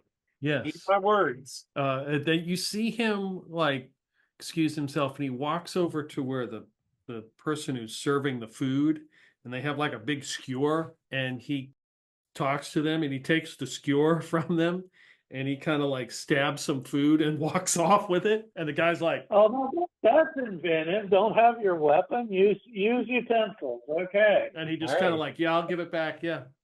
And he's eating some piece of meat on this skewer he's got in his hand. That's sort of inventive. Smart man. I'll give it to the guy. Anything in particular you're going to do for the first couple hours? I mean, we'll make our way around the room like we just did with them until we can manage to bump into Clintok, and I'll do a similar thing to say, "Oh, Lord Clintok," and, clasp his hand and pull him close and give him the quick whisper in the ear, "One of the crew is here, Quinn is here." And step back and continue as if I never stopped talking loudly with just polite pleasantries. "Wasn't sure if you'd make it tonight." It's a party after all. And then just keep walking. I am going to make rounds to any of the other brewmasters or anyone else notable in town that I notice, just to keep up appearances, make small talk. I'm not looking to have any particular conversations with them, but Okay. I will. Actually, the one thing I will say if I run into any of them is just that Ogsbody is going to be sending everyone a letter tomorrow, and don't be alarmed. I've given him the go ahead. Okay, so obviously you probably would tell Wilfrina that. Yeah. See, Daphne Halthwidden wouldn't be there. Pilston is not going to show up. Summerfish is not going to show up. Wakelyke is not there. Master Peabody is there Oh yeah. in his fedora and cherry red cloak. Nice. Kind of gives you a nod, and he's kind of by himself sampling, drinking some of the fizzy beer, kind of eyeballing everybody. And he kind of nods, and you run into Wilfrina again, and she is drinking out of like a crystal glass. And you look at her, and she has all of a sudden she has a look of horror, and the glass drops and shatters onto the ground as she has a look of horror. And you turn, and coming up like the walkway is Persimone Ogsbody. He is wearing his pink mink coat. Yep. With those matching pants, but he is not wearing those boots. He's got some kind of loafers on, like these brown leather loafers. And accompanying him is a plump, rosy-cheeked woman in her 40s with her hair in a neat bun and her one orange goat eye. It is the Reverend Mother. Whoa. Wow. Wilfrina is just, her mouth is just open, and she's like in the state of shock as Ogsbody has actually showed up. And not only with that, with the Reverend Mother. Okay. Oh, I am going to be looking for something. Basically, since I don't want to be seen interfering for Clintok, what I'm looking for are, alcoves or places that I can see see the main room without being very visible from it. Okay. Look for a place I can, stay out of the way, but still affect the action as necessary. Yeah. So at some point during the evening, you will hear a glass shatter on the floor. Well, I picture her. She's kind of like outside. This is still in the open air. She hasn't gone in the house, so it's like a stone walk, like on the stone, and everybody turns, and this is what you see. Persimone Ogsbody has arrived with the Reverend Mother. Where's his boots? I thought they were like, what's the word? Iconic for him. Now, the Reverend Mother does have, like I said, one orange goat-like eye. She is human. I walk up to both of them, and I say to the Reverend Mother, I was like, "Oh, that is most unimaginative to have seen you this evening. I was not expecting such, but clearly you have brought a date with you." Lord Clintok, you're being presumptuous. Oh, sorry, I didn't mean to. I just know that and this is to say a lot for Ogsbody here, is that I know him to be quite jovial and persuasive man when he wants to. Yes. Well, unfortunately, you were not available, so Persimmon asked me to come this evening. Oh, Clearly an oversight on my behalf. We do appreciate Wow. the church. The church does appreciate the bell. It is garnered lots of attention, and has been definitely noted at Castle Brackenwold. That Have I heard it ringing in the afternoon? You may have heard it once or twice. Yes, there's some work to be done to it, but yes, it will ring loud and proud here at Prigwort soon enough. But to what honor do we owe your presence? Are you much for celebrating the equinox? Yes, of course. I do enjoy the Cobsworth party. It is always very jovial and always lighthearted conversation, and it is good to see the people of Prigwort in good spirits. Indeed it is. And I will lean in and whisper into her ear. I say, I worry that some ruffians might try to cause a disturbance this evening. Stay close to Ogsbody. I know you can take good care of him. Oh, I will. I know how he said that. Not he takes care of her, she takes care of him. All right, so you guys see this. And then I will turn back to Wilfrenda and immediately help shuffle some of the glass from the broken glass. Yeah, one of the servers comes over and is picking up the glass, and she's like, I can't believe that Persimmon Ogsbody showed up and brought the Reverend Mother. or vice versa, or this has been a most interesting evening. Well, I think this is a good time to speak about other matters if you aren't busy. Is it not? Oh, yes, yes. And she kind of steps away to the side there. I heard a rumor, which from the source, I would presume it to be true, that a crookhorn was dispatched in Prigwort the other night. That causes me great concern. There have been rumors, as though I know Hilda Harrowmoor has spoken about the dangers of the crookhorns to the north, and that Prigwort must be prepared to defend itself. But that always seemed like something far-fetched. But I've heard that a crookhorn was dispatched the other night, and that makes me very concerned as she kind of looks past you and sees her little kid run by and greet the Reverend Mother. Yeah, it is very disconcerting. I believe I know more details of this situation. But I think Hilda is trying to bolster the defenses. I mean, in an even greater effort than she has already been doing. But I think there comes a time that the brew houses themselves should stir an inner guard just to keep an eye on things. I see that you have mini security here this evening. Is there anyone trustworthy? I would hope that they are all trustworthy. I would say that our security is up to the task of dispatching bandits and those ruffians, but these creatures are neither, and I am unsure what they would do in any kind of situation. Well, how much do you trust your security? Do you think they can keep quiet? Fortunately, people talk. I think even the most trusted among us usually have a confidant. But there is one or two that I could probably hold, that would probably hold things close to the vest. Good. Well, in that case, I would start by, well, I don't know. Is it close enough to bedtime that your daughter might be willing to go back inside?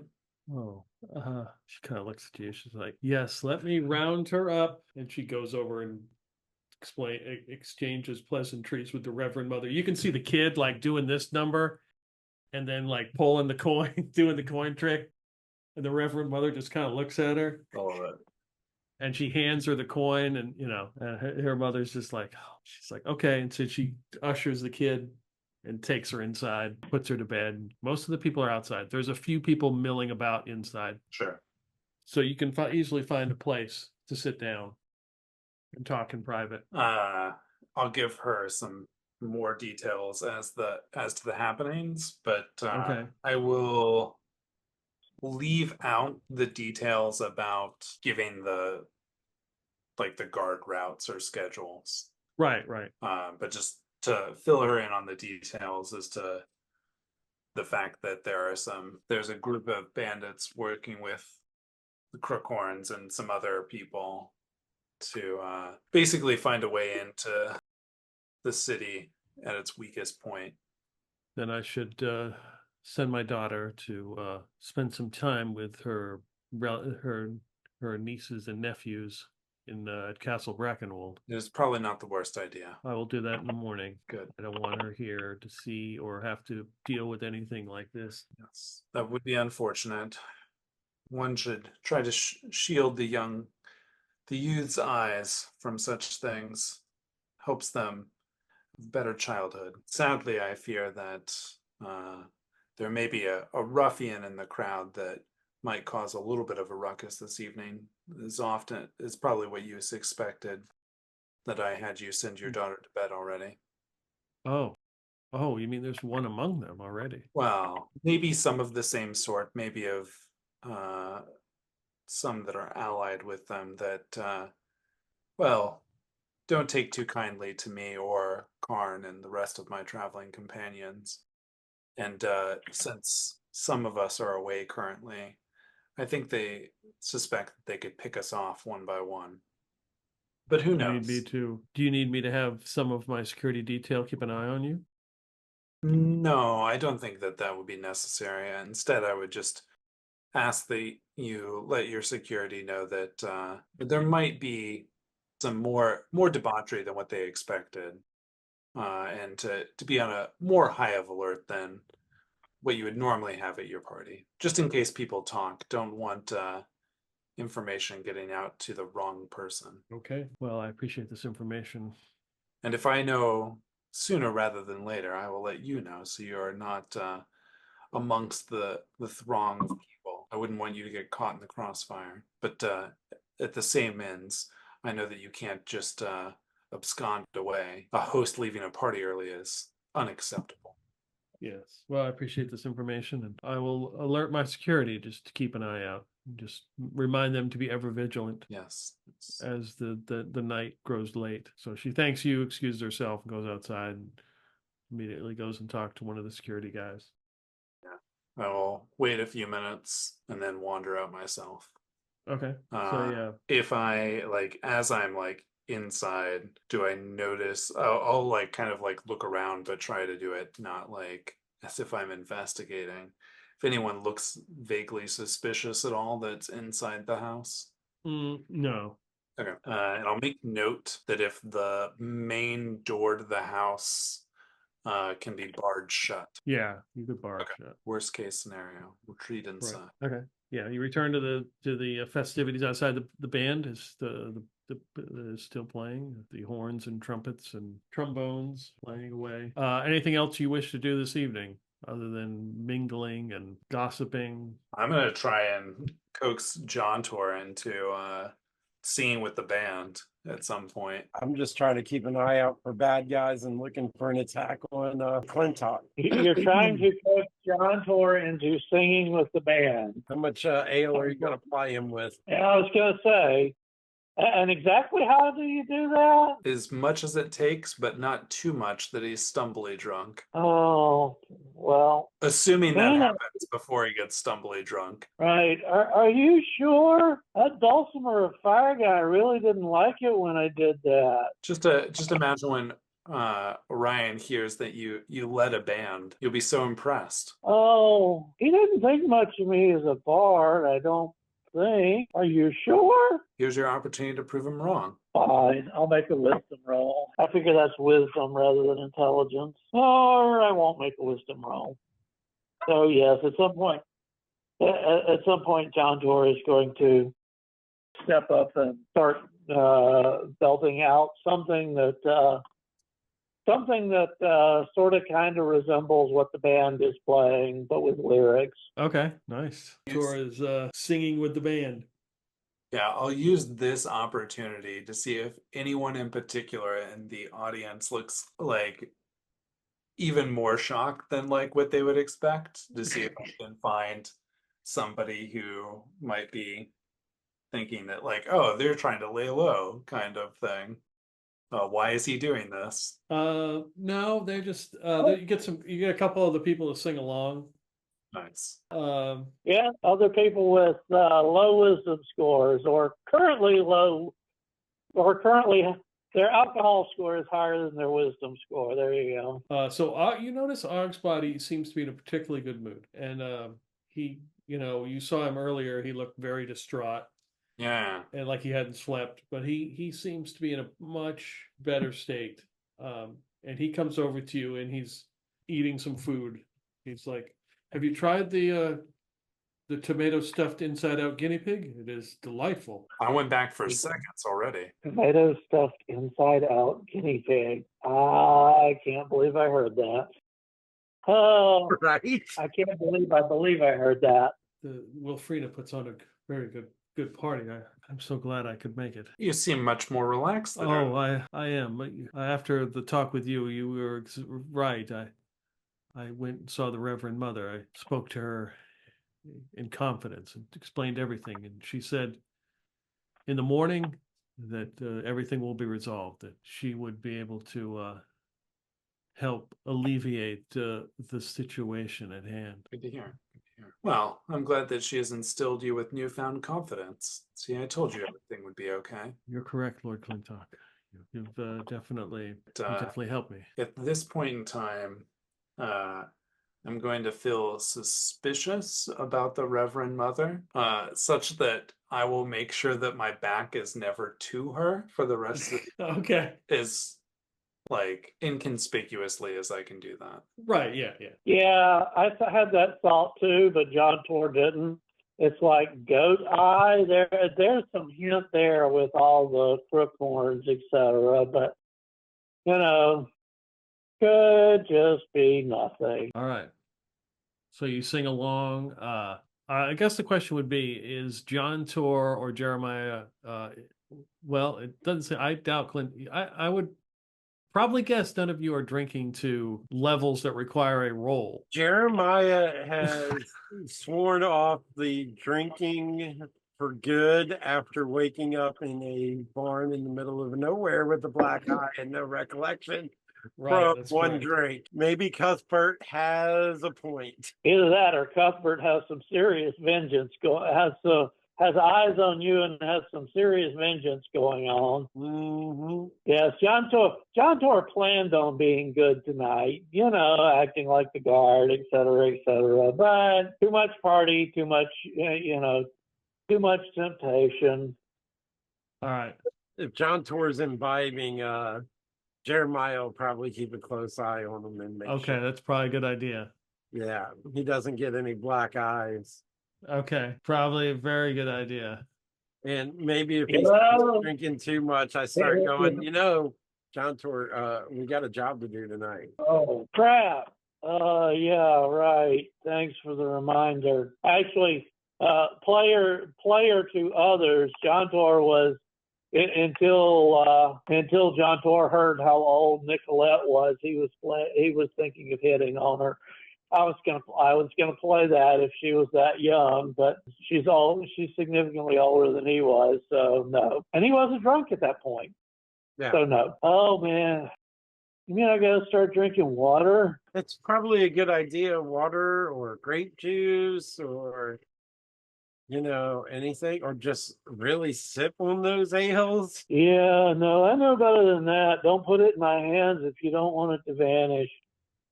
Damn it. Well, it's always good to hydrate. All right. Let me go to the restroom and see if I can get a little more weight. I'll go to the restroom and splash water on my face and I tell them don't fall in. wipe my face a couple of times. Like, you got a job. You got to pay attention tonight. They'll let you get drunk. They'll let you get drunk later. All right. Are you staying till the end of the party, or are you going to leave at some point? Oh, I'm gonna stay and close down the party if possible. Okay, yeah, you can do that. It's like 2 a.m. and there's a handful of people left. They're basically just giving out, the rest of the food. When it's late, they're just handing people stir-fried soft turtle shells and pumpkin and lobster pie, and just you see all these people going back, all this food, and Wilfrina looks pretty tired. Goldtooth has a face painting, so he should be really easy to pick out of the crowd. Oh yeah. So if Clintok is still around, then we're still around. Definitely keeping an eye on Mr. Face Paint. Yeah, if Wilfrinda's around, I will make it my way over to her, and once it seems like the party is gonna close down for the evening, ask if she needs escorted back into the house to hopefully draw whoever might. If somebody's gonna make an attack on me, I would rather be indoors where I can potentially get the jump on them. She says no, she'll be fine. The security of kind of, you see that they stand out. They stood out before, but you can see more of them. Yeah. The last trumpet does his solo, and then the 4 or 5 people remaining clap, and they start picking up their instruments. And you guys spot the Goldtooth guy. He kind of smiles as he's with the rest of the servers, and they kind of pack up the rest of their stuff and begin to leave. Are Ogsbody and the Reverend Mother still here? No, they left about an hour or 2 ago, probably around midnight. They would have left. Okay.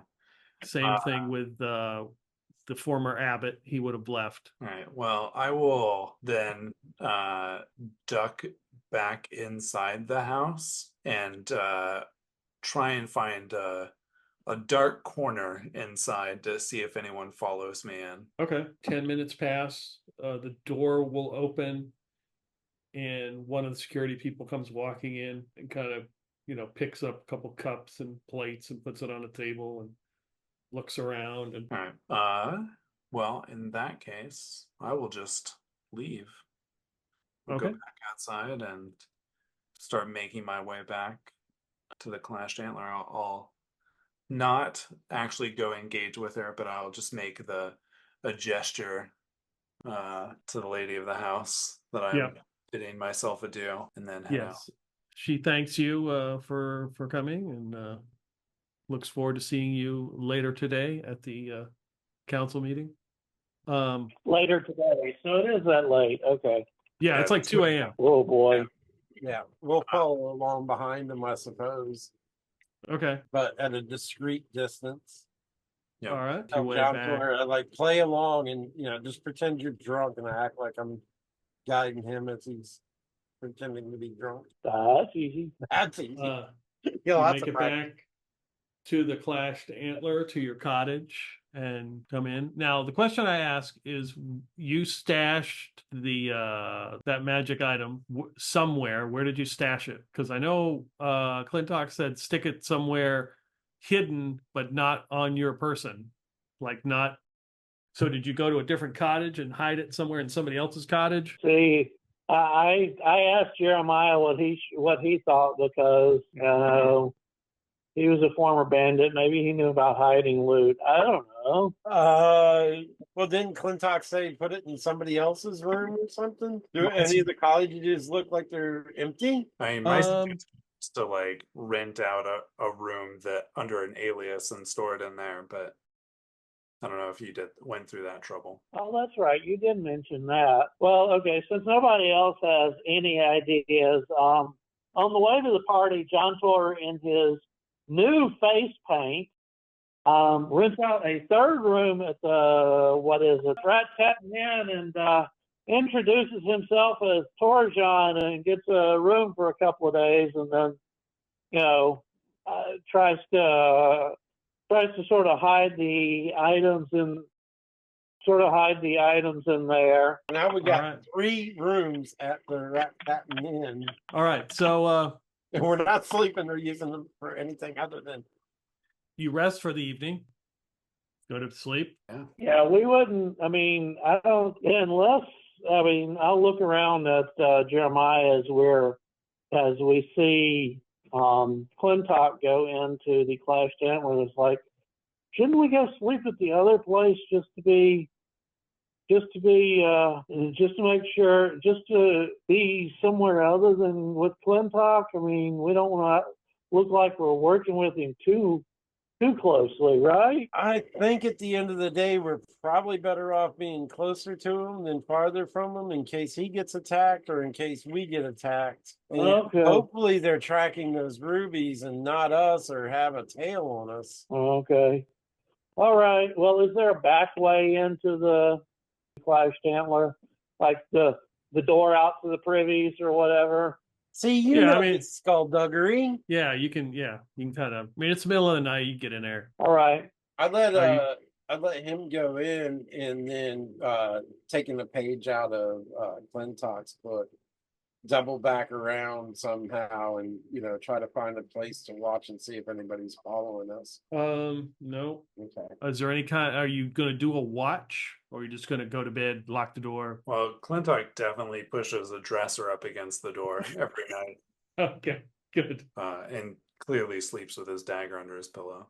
Is there a window in this room to this cottage? I would assume in this cottage there's probably a couple windows. Yeah. You can set traps underneath the windows. Something that'll clatter and make a bunch of noise. Okay. Comes in a window. Right. So not traps, but noisy shit. Okay. Just something to make some noise and come up out of the sleep and hope we don't. I mean, and if you die in your sleep, I mean, you never saw it coming, you're good. And apparently, if you're Jeremiah Cuthbert, Cuthbert's got your back if you die in your sleep these days. But so you do all this and close your eyes and rest, fall asleep or not. You hear a knock on the door. It's like you can see light coming through the window. So it's probably like 5 a.m. Whose door? Your door. Knock on the door. One moment. I mean, don't we all share this cottage? Yeah. Yeah. Can I look to see if the other two are awake? Yeah. All right. It'll be up to them whether they wake up or not. I mean, if you shout my name or something, Oh, or even whisper and give me a kick, I'll wake up. I will quietly try to rouse the two of them. all right. Take a position behind the door with my spirit ready. Yeah, so you guys are getting ready. You hear somebody outside the door say, Sir Rikkan, are you sure this is the right room, right cottage? Yeah, keep knocking. Rikkan. Push the dresser out of the way and open the door.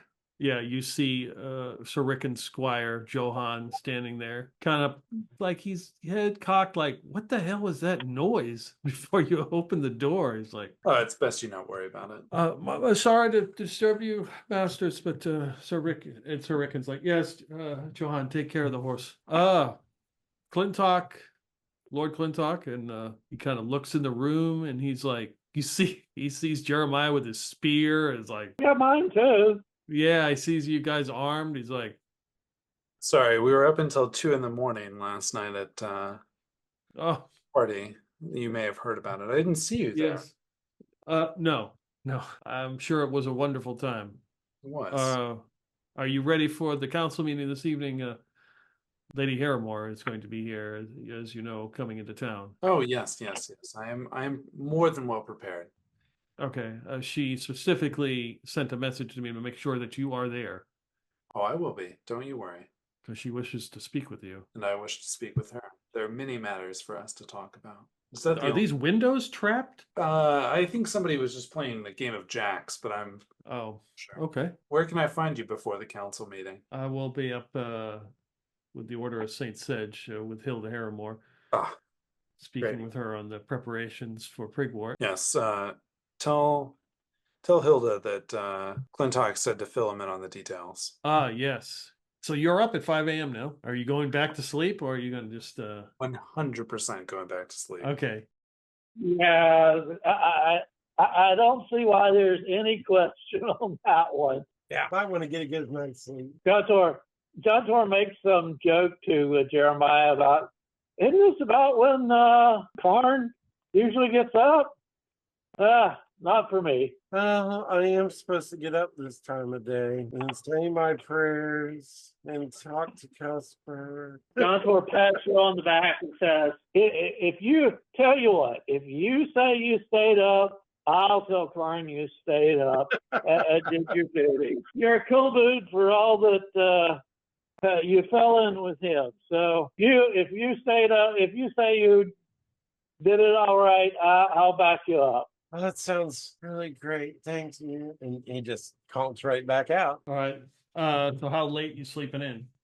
Oh, well, I guess the question would be, are you resetting everything back up? You putting the dresser in front of the door? Totally. Okay, good. Yeah. I think until around 8, a solid 6 hours. Okay, 8 o'clock. All right. And then what's your plan? All right. I'm going to pen the same letter to all of the council members Okay. in Ogsbody stationery and seal it with Ogsbody's signet, telling them to vote down the vote to marshal forces and institute a draft for the city watch. Okay. And I will tell them explicitly the order in which they must vote or say their vote, assuming that it's like a verbal call. I don't remember if we've talked about how the council votes. Is it a secret ballot for votes, or is it an open? It's an open vote. Okay. Yeah, I'll just tell them in which order to say their votes. Okay. Yeah, and that's it. That's the letter I sent to everyone except for Ogsbody, clearly. And then I go find whatever town messenger or mail service to to send all of these letters. Tell them to do it post haste. Okay. Then I will basically treat the day as normal until after breakfast. I will try and find Lady Harrowmoor if I can. Okay. Lady Lady Harrowmoor probably will be in town at the meeting, so she probably won't show up very early. Oh, okay, so she won't show up before. All right, that's fine. Right. So I guess the question would be, what's Jeremiah and Johntor doing when Clintok is drafting his letters and he's going to go and have them sent out? We're gonna have to go out and pretend to do our duty. We're supposed to be doing. To do our working around to pretend to do our, looking around the town for new shit happen. So Yeah. I would say wait until Clintok goes out to send his letters, and then we'll go out the back. Okay. You know. So Clintok, you head down to the market square to find a messenger to send the letters. And Let's take a Johntor and different way Jeremiah around. eventually make your way down there as well. You get down there at some point, you notice one of Captain Hogwash's guards is kind of milling about in the market square. Mhm. And another guard comes running up from the south of town, kind of like whispers something to him. And he kind of looks like, what, kind of like, what the F?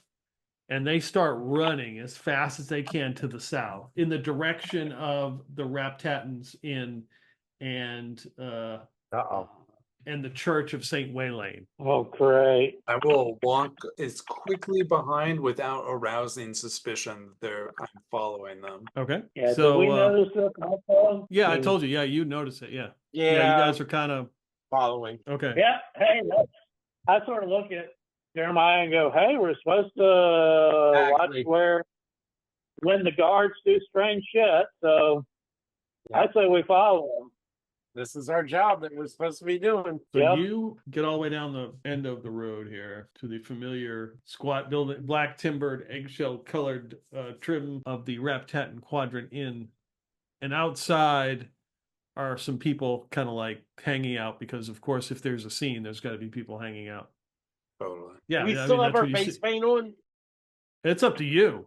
I mean, if I can still have it on, I still have it on. Okay. You sure you want to? That's true. Johntor would also, because he was planning on going and eating breakfast at the Raptappen Inn and cleaning up there. So Okay. So yeah, if you go through the front door, is a lined a mossy green carpet with dark wood paneling, and when you get to the end where the guest services is, where the reception person is, standing there are two guards, the Reverend Mother, and two clerics in this some sort of conversation that is probably louder than they would like to have at this point at the Raptappen Quadrant. okay, When if I see the Reverend Mother there, I grab Johntor and step off into an alley or something somewhere and go, we probably don't want to be seen around here right now. what do you think happened? I mean, the rubies are out to be identified. We're supposed to check in this. I mean, not identified, and check for magic. We're supposed to check on that this morning. Didn't you drop something else off here? You don't think it's that, do you? I don't know what it Okay. is, but what if it is? Oh crap! I rented the room with this face on. I really need a quick. Johntor's going to look for, Johntor's going to look for a horse trough or whatever so that he can clean Okay, himself yeah, so up. yeah, you step out of the main entry hall and outside and wash your face in a horse trough. I'm making myself scarce outside too. I'm not changing my face, but I don't want the innkeeper to recognize me in case she recognized Johntor. Oh, it's Yeah, his friend. Yeah, Clintok, when you come up there, you probably see, I don't know if you see these guys in doing their antics, but the conversation you gather from the people around is like, the Reverend Mother's in there. I don't know what seems like she's looking for something. I don't know. Yeah, I don't know what's going on. But the guards are here. I will just like walk straight up towards the Reverend Mother. If I Right, can. yeah, you can just, yeah, like you're going in, yeah. Oh, there seems to be a ruckus this morning. Yeah, all of them stop in their mid-conversation. They kind of like all turn to you like, oh, Lord Clintok. And the receptionist like, can I help you, sir? Oh, not particularly. I just saw the Reverend Mother and some other folks, and as somebody who is keen to see that the city is well looked after, I just wanted to check in with the Reverend Mother.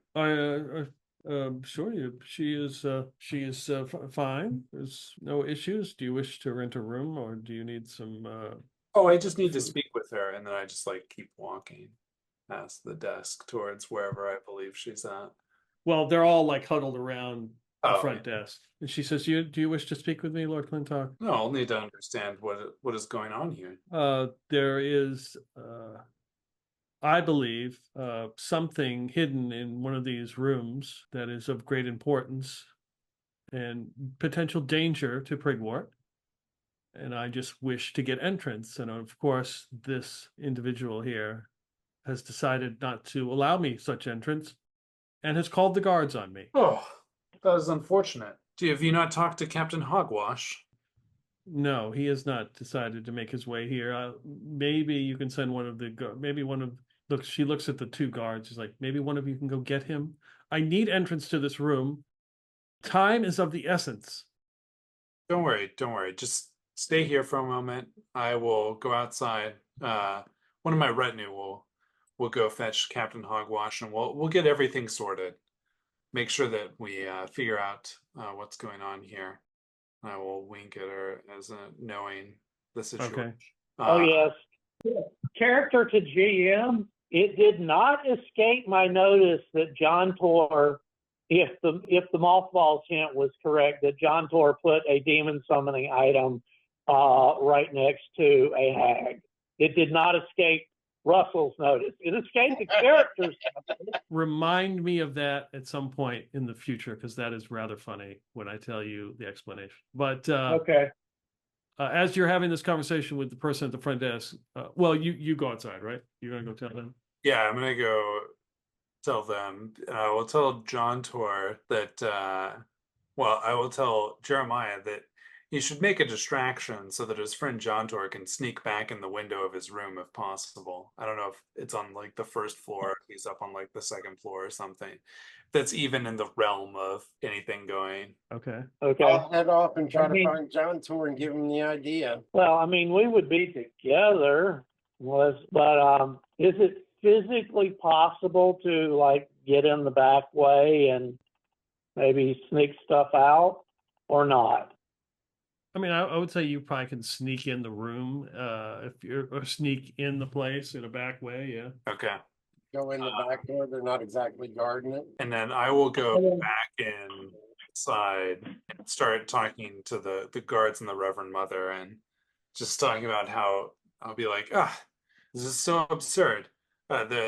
The church has important matters to attend to. I don't understand why you're holding her up. Point of order. Clintok, did you actually tell one of us to go find the captain or not? Absolutely not. Absolutely not. Okay. So yeah, Johntor is going to be considering how he can sneak in the back and recover the items. And since, the rubies, well, actually, that would be the rubies and the potion, because he's not going to let them find the potion either if he can help it. So, yeah, he's going to be trying to sneak however well that works. And so Jeremiah's outside. There's a crowd milling around, right? Yeah. And he's scratching his head and he's trying to think, what can I do as a distraction? Oh, there's a crowd here. And he says, he stands, he tries to maneuver in a way where everybody will be able to see him, and says, I am so glad that we are gathered here so close to a place of worship, so I can tell you about the good works of St. Cuthbert. Oh, no! Jordan's going to hear that and just think he has the best little follower ever. And he just he starts proselytizing about the word of Cuthbert.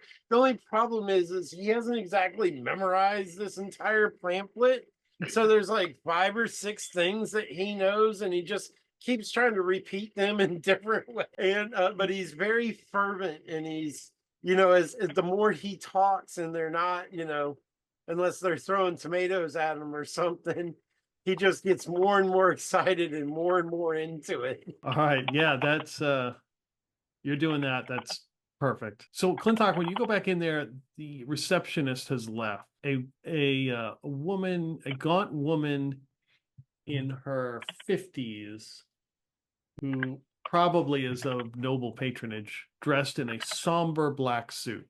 She is the proprietor. When you enter her presence, you distinctly smell mothballs. And she says, I'm sorry, Reverend Mother, but the discretion of our guests is of utmost, and I don't wish for you to go traipsing in rooms that you are not allowed in.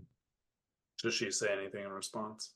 The Reverend Mother just looks irritated. I turn towards the proprietor and say, I don't think we've had an opportunity to meet before. What is it for me to recognize the mothball smell? What should I try and roll to see if I am aware of? I mean, you heard Orion. Orion's had that issue, so that's not something you'd have to roll for, right? Got it. Well, yeah, Orion has been really vocal about it to at least the people who know what's going on. Not so much to the new members because they don't need to know, but Orion's bitched about smelling like mothballs, and that's why he wants to get rid of that's why he wants to go to the well, so he can get rid of the smell, which is actually hags. All right. Well, I will just say to her, I don't think we've met before, but maybe I've met one of your sisters. You look awfully familiar to me. No, I don't believe I have any sisters. My name is Aspith Raptappen. I am the proprietor of this establishment. I believe you are Lord Clintok. I have not had the pleasure of meeting you. And she bows. I give a deep bow, and I take off my beret and put it back on. Oh, it is. It's my great pleasure. You are not from Prigwort. I have heard that you have many great stories and adventures to tell. Oh, absolutely. I could regale you with them. Which one would you like to hear? Have you ever been close to the great beyond, to the brink of nothingness and returned? I would like to hear this story. The Reverend Mother's like, oh my God, can we just let me in? When is that captain going to get here? In the one true God's name, what has taken so long? I don't know. I sent a runner. I'm not sure what's wrong with them. Did they have one leg? No, I believe they had 2, but maybe they lost it along the way. Oh. I will tell this story of the Rakshasa to this woman about being near the brink and say, well, there was this time that we were sailing across the ocean, and we thought all was lost, and one of my compatriots made a deal with a Rakshasa to let us pass. I don't know exactly what it was. Compatriots, right? Definitely not. It's definitely not me who's now soulless. No, not at all. Oh my! Maybe she can't see souls. The Reverend Mother just kind of turns to you, raises an eyebrow too, and like, this is that's an amazing story. I thank you for that, Lord Clintok. Yeah. One of my traveling companions, Orion, a bard, as you might know, or may have heard of him. No? No. Well, let me tell you, he's far superior to he's far superior to the Dulcimer of Fire, which I'm sure you've heard of. But anyways, he will regale you with all of the stories of our travels and adventures.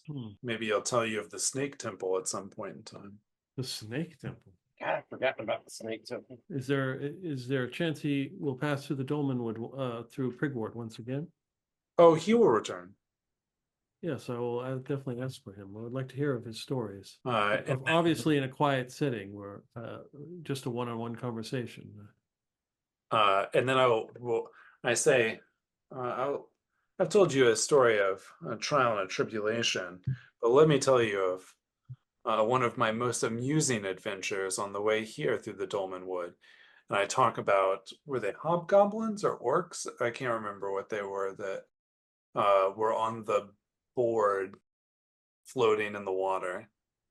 I can't remember. The goblins. Yeah, there were Goblins. goblins that you played the game with. Yeah, I'll tell the story about playing a game with goblins and fooling them. Did you almost drown? Oh no, just pretend. Oh, and then she's kind of disinterested in that. Oh, she wants to know about things where you really nearly died. And her disinterest, I will then tell her the story of traveling through the blizzard until it seemed like we had no end in sight. Yeah, she's then that gets her. She listens to that very intently. And then I'll talk about how once we did get through, some of the people that we met along the way literally turned to dust on the other side. Fascinating. Have you ventured that far out? I have not. No, only read in books. Oh. And stories. Well, at some point you should close up shop for a month or so and go on an adventure. I'm sure that you would have many tales to tell when you came back. Do you have any relatives that you might visit in the Dolmen Wood or beyond? Oh, there was a few that I'd like to speak to again. I have heard of a road that goes on for infinity, but I don't think that's real. You mean the place we're going? Hopefully. I mean, we're supposed to be going there, right? That's where we're supposed to be headed. All right, so Johntor. Yep. Give me a D6 roll. A D6 roll. 2. Is the room did you guys get a room on the first or second floor? Whatever they gave us. That we specified. Okay. So, well, actually, when we first got a room, we did want something that overlooked the square. So that was probably second floor. It would have been, and that was why I was thinking, I was just remembering, I was saying I was going to hang a rope from it. So it probably would have been on the second floor. But the room he got yesterday, he didn't specify, he didn't specify. He had no reason to pick one over the other. Just give me a roll. Odd first floor, even second floor. It's 5. So it's on the first floor. So you're able to enter like the back entrance. No one seems to notice you and get to the room. Okay. Well, just try to quietly enter and retrieve the bag, stuff it in my backpack, and walk out. If the stairs to the second floor are visible from the front, I guess I'll have to take my chances on the potion and the perfume bottle. But yeah, try to get it and get out. Okay. Yeah, I mean, you get up the stairs, like you rarely see anybody walking around in this inn. And you grab the stuff and make your way out. Okay. Now the question is how did they figure out it was here? And if they could figure out it was here, they can probably figure out where it goes. Jeremiah is out there giving the word of Cuthbert to this entranced crowd who could be converts at any moment. Oh no. Johntor. So Johntor, where are you headed? Once you go in your backpack, where are you headed with the stuff? Hold on. I'm gonna look at the map and see if anything occurs to me. Let's see. So if they can track it, I definitely don't want to take it back to the clashed antler. That would be a terrible idea. Wait a minute, I know who we want to. Nope, that's damn stupid. Never mind. That's even so stupid he wouldn't do it. Wait a minute, I know exactly where to stash it. Wakelyke had a closed stand in the middle of the market, or, not in the middle of the market, somewhere in the market. And I know that Clintok has apparently framed him for theft, so why not? I'm going to head for Wakylyke's stand and see if there is anybody around that might see me duck into it. We give a roll here. So it is currently closed. That's what I want. All right. And if I go around the back and use the quote unquote employees entrance, how likely is it that somebody's going to see me go in? It's the size of like the old school photo booths you used to stop it and drop your film at. I mean, it's not very big. So there's a crowd around there. I mean, they may notice you. They may not care. I mean, it's not like, Okay. Well, I will. And what does it look like from the front? It's got a bar on the front, and like the top closes down. So you like open it up. Right.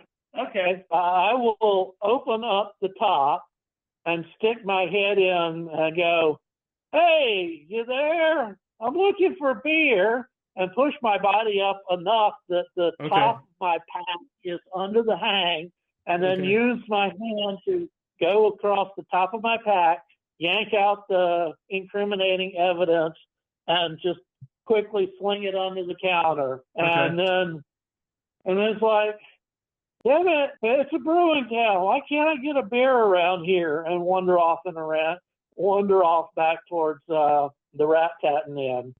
Okay, so you go to do that. Clintok, when you're inside having this discussion with Aspith, who is listening to your tales, you see the Reverend Mother. She says, "No bother," and she says, "Let's go," to her clerics, and they begin to leave the Raptappen Inn. I swivel around and say, "But wait, didn't you need to get in here?" It has changed. No need anymore. Whenever the guard comes back, I will let them know it was unnecessary.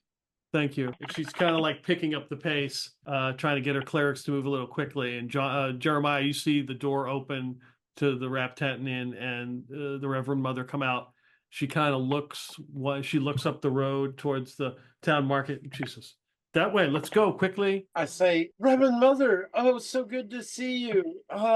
Perhaps you too have some good news to spread about the word of St. Cuthbert." I will. I was just telling all the people here about this. Very good. I'm sure you're doing a great service to the one true God. I will be back to give you your blessing. Let's move, clerics. Clintok, you following her? Yeah, I'm just gonna keep following. Okay. See where things go. So she gets about halfway up the road and stops. She looks irritated. You see her step to the side. The two clerics are kind of like watching over her. She steps to the side and she kneels in prayer. Respectful distance from the Reverend Mother. Probably about 10, 15 seconds passes. She stands up, opens her eyes, kind of looks, and you can see her eyes like focused to the mark. There it is, that way. And she begins to like jog as fast as she can. I begin to wrap it up with these people here in front of the place. I'm like, something seems to be bothering the Reverend Mother. Make sure you go and you see her and you tithe her in the name of Cuthbert. Y'all have a great weekend. And I start walking in that direction. Yes. Praise St. Cuthbert. Praise him. And I start going to and as soon as you turn around, they all take their pamphlets and throw it on the ground, and they begin to walk away. Entertainment's over. Johntor, you see the Reverend Mother and two clerics headed straight for Wakylyke's little brew hut. I will try, without being obvious, to sort of change my course slightly so that I will be more out of her line of sight. Okay. In other words, I don't want to look like I'm dodging her, but that over there is sort of interesting, and head that way. Okay. She makes it up to the little hut and promptly bangs on the thing. It says closed, and she keeps banging on it. Wakelyke, you in there? She is clearly torn between whether she decides to go in or not, and she is conversing with her clerics. Well, Johntor doesn't see it. He figures the better part of valor is getting the fuck out of sight for a little while. Getting out of Dodge. Getting out of Dodge. And as a matter of fact, considering that he just very publicly poked his head into Wagolyke's booth, he's going to look for the face painter again, see if he can't get a refresh. Because the guy who poked his head in Wagolyke's booth, obviously didn't have face paint on. That's not a dumb thought. At this moment, seeing her frustration at a distance, I'll walk up to her and say, "What seems to be the problem? Did you not find what you're looking for?" Lord Clintok, what I seek is inside this establishment here. Unfortunately, the proprietor is not here. to open it and allow me access. Oh, you haven't heard the news, have you? Wakelyke is currently under custody. He won't be here anytime soon. Well, I'm still not, still in good conscience, cannot enter his establishment without any sort of permission. But she was trying it at the end. Never mind. She was going through the proper channels still. Yeah, she was asking the proprietor for permission. She didn't just go barging in, right? Yeah. Oh, okay. All right. Stand up, lawful behavior. I will look at her and say, it is an most unfortunate situation. But I'm sure that somehow whatever is in there might find its way back to you. I think if you just gave a little prayer and wandered back to the church, that you might find it shortly in your possession, whatever it may be. Oh, really? That sounded awfully suspect. Things get found all the time, don't they? Johntor's Yes, they establishing an do. alibi. Lord Clintok. I assume whatever is in here is very important to the church, no? It is very important to the church and very important to Prigwort. Well, certainly we can find a way to find it back to you. Yeah, Paul, I saw your note about take it to the tailor, Yeah. but yeah, I figured that, if the captain actually knew anything about criminal procedure, he would be watching the tailors, and the tailor himself would certainly be watching his shit more closely. So Yeah. that didn't seem like a good idea. No, Wakalyke's was probably better. That's why I put it in the chat. Yeah, 'Cause it was funny. but yeah, I did. That was the idea that I was like, oh yeah, oh no, that's not a good idea. The captain might be there too, so nope. Yeah. Nice idea, but not so much. Give me a 2d6 roll, Wes, add your charisma. Okay, so it's 9. As much as I would like to trust that it would return, this is something that I cannot take lightly. I do need the captain. Hopefully we will catch Captain Hogwash as he comes by and he can allow me to enter this place and remove this item before it does any harm to those of us in Prigwort and wherever else. Well, in that case, let me go find the captain myself. Whoever I've sent seems to have gotten lost. Sigh and then wander off. Okay. And I will actually go get the captain. Okay. He is, you find him. He is sort of nearby. Yeah, he's at the town hall. I will say to the Reverend, I will say to him, the Reverend Mother seems to have come across something that she thinks puts the town at risk, but it is under lock and key at Wakylyke's beer booth or whatever you'd call the things. Oh, yeah. I told her that I would find you so that you could unlock it. I think it is important. She sounded very, very upset. She's normally very composed, as you might know, but she seemed to be in quite a state. I think it is of importance that we look into this matter. So it takes about the whole time with you talking to her and going to find about an hour. You return. Yeah, that seems right. And she looks very worried, and the captain's like, okay, all right, fine. And he kind of just, Wakelyke doesn't even have it locked. He just kind of opens the door. Okay, I mean, whatever grade of importance you need, go ahead and look. And her and the clerics kind of go in and begin to look around inside this little beer hut. I just stand back and watch at this point. What did you see? Was it in a backpack? No, it was in a small bag inside his backpack. Threw it under the counter. Okay. So yeah, it would be blatantly obvious. Yeah, they spend. There's so much crap and very weird, eccentric things in here. It's like it takes them like a half an hour, and they come out with this small little bag sack thing. One of the clerics is holding it. I think we have found it. What is this object? So she goes and sets it on like that counter, and they unravel it, and you see what looks like a figurine that's supposed to be sitting that looks like a demon. Yep. And a crystal throne. And Yep. she just takes a huge sigh as they open it. She's like, oh, okay, there it is. What is that? This is, I believe his name is Osgama. He is a demon. I see. And then I lean in and I say, Is this the one Ogsbody had? She kind of looks at you, gives you a side look, and she leans in and says, "Yes." I say, well, I'm glad that we found this artifact. I assume that the church can keep it safe. No? Yes, we'll have to figure out a way to take care of this. Well, until we get back to the church, you mind if I escort you there? You may. She wraps it up and handles it herself. Gotcha. Then I just like say, just like thank the captain for helping. I know this was not what you wanted to be doing on a day like today, but I appreciate it. No, he doesn't mind that, especially since some of your group helped him with that crook horn the other night, so he is more inclined to listen to you. So the Reverend Mother is handling this thing, walking down the road with it as the clerics are flanking her. She's pretty She high.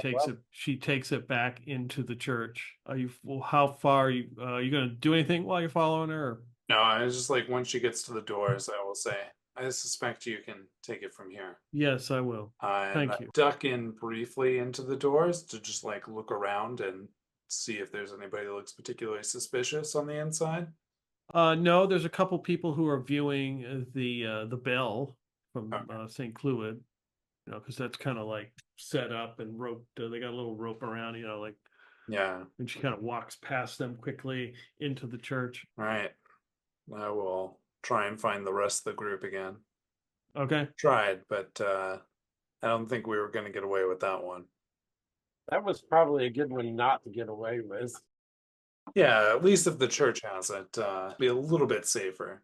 Yeah. Can't say if it will be perfectly safe, but probably better. Yeah, well, I mean, worst comes to worst. I mean, I guess that's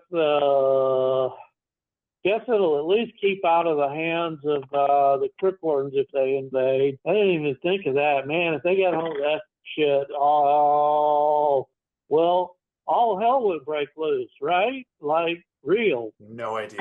I don't want to imagine it if I can avoid it. All right. So I think this is a good place to stop. She's got to be like, what, 6th or 7th level at least, right? So, yeah, she was using locate object. Yeah. And it I looked was like she rolling might to have see how cast it long it twice. took. It looked like she might have cast Yeah, it she twice. did it twice because only Yeah. I had to mitigate that and go, oh, she's at least 7th level. Yeah, it was sort of inevitable once Ogsbody told people it existed. Yeah. It was no longer realistic to keep hold of it. Yeah, but that's one of those things that you probably, other than the one time that you got yourself out of it, you don't want to use it anyway. Yeah. Making deals with Oh. demons. And also, best to not get caught red-handed with the thievery. Yeah. Yeah, and of course, I mean, since she knows it moves, I mean, it's pretty much only a complete idiot would think that Wakelyke would actually put it in his own booth, especially when he's in jail. So, it's going to be pretty obvious he was a scapegoat for the second time at least. Yeah, but she doesn't know who put it in the inn to begin with, because presumably nobody noticed you. Yep, knock on wood. We hope not, at least. But she is not a snitch. This is true. Not a snitch. Yep, he takes her oath of privacy or whatever it is really, really seriously. Seriously enough to stand up to the captain. Also, when Johntor and Jeremiah attend, I'm assuming they're going to attend the meeting. They will be the next level up because they have moved up. Oh, snap. Jeremiah survived. Yep. Jeremiah survived his 1 hit point days now. Just don't roll badly. Are you going to roll your hit die now, or say Why not? I got a 5. Oh, nice. But I think I've got like -1. It's still a solid upgrade from 1 hit point. Yeah. Yeah. Oh yeah, I can survive at least 1 hit now. Let's see here. Character sheets. You can maybe survive 1 hit. Yeah. Let's see. I had Don't get hit. 1 hit point, and my con is 6. So isn't that -1? I'm think pretty so. sure. Oh, that sucks. Yeah, I think a 6 is -1, right? His charisma is 3. Like technically shouldn't be a paladin, right? Yeah. Well, what are the requirements? Paladin And is a high charisma. I know that. Yeah, Yeah. minimum charisma of 9. Wow. How is he a paladin? It must have been Cuthbert's will, because Yep. It's nothing else. Cobsworth's will makes that sense. he is the paladin. Must have been Cuthbert's will, because nothing else makes sense, that's for sure. I mean, technically, I suppose he could be a cleric instead of a paladin, but whatever. All right. So yeah, we got the former abbot in town, and Rikkan is there. Hopefully Dustin will be he can bring his character Nice. Wampus. I'm gonna guess after this next session we'll get to the other group. And eventually to the well, and then head over to Migrid's Reach to get on the Infinite Road to find Guius Rex, the oldest of the original vampire, and his life's bane plant that is needed to save Remy's friend. I can't think of his name. Oh God. Yeah. Charlie. Charlie. Yep. Yeah. Charlie the Dragon. Yep. All right. It's been a heck of a detour, I tell you. It's been a fun one. It's been a fun one, but it's been a heck of a detour. It's like one hell of a detour, right? Yeah. Now I'm wondering, Yeah. do dragons need, or not dragons, do vampires need to drink the blood of people that have souls? And if they drink the blood of a soulless, does anything bad happen to them? Oh, that's I don't know. I don't Good know. question. Maybe this is some vampire lore that we need to try and figure out. Yep. wow. You think you're vampire Bane now?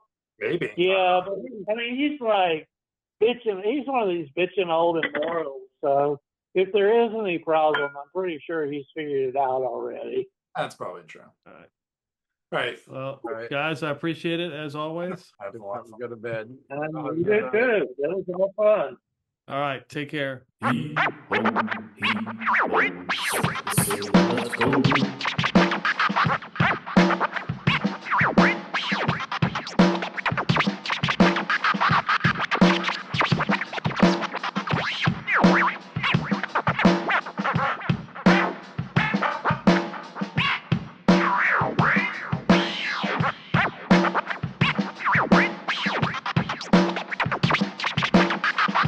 Here's to swimming with bow-legged women.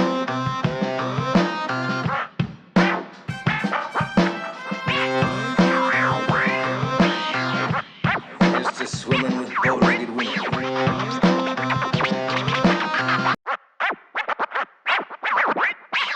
Set the sails. Let's go.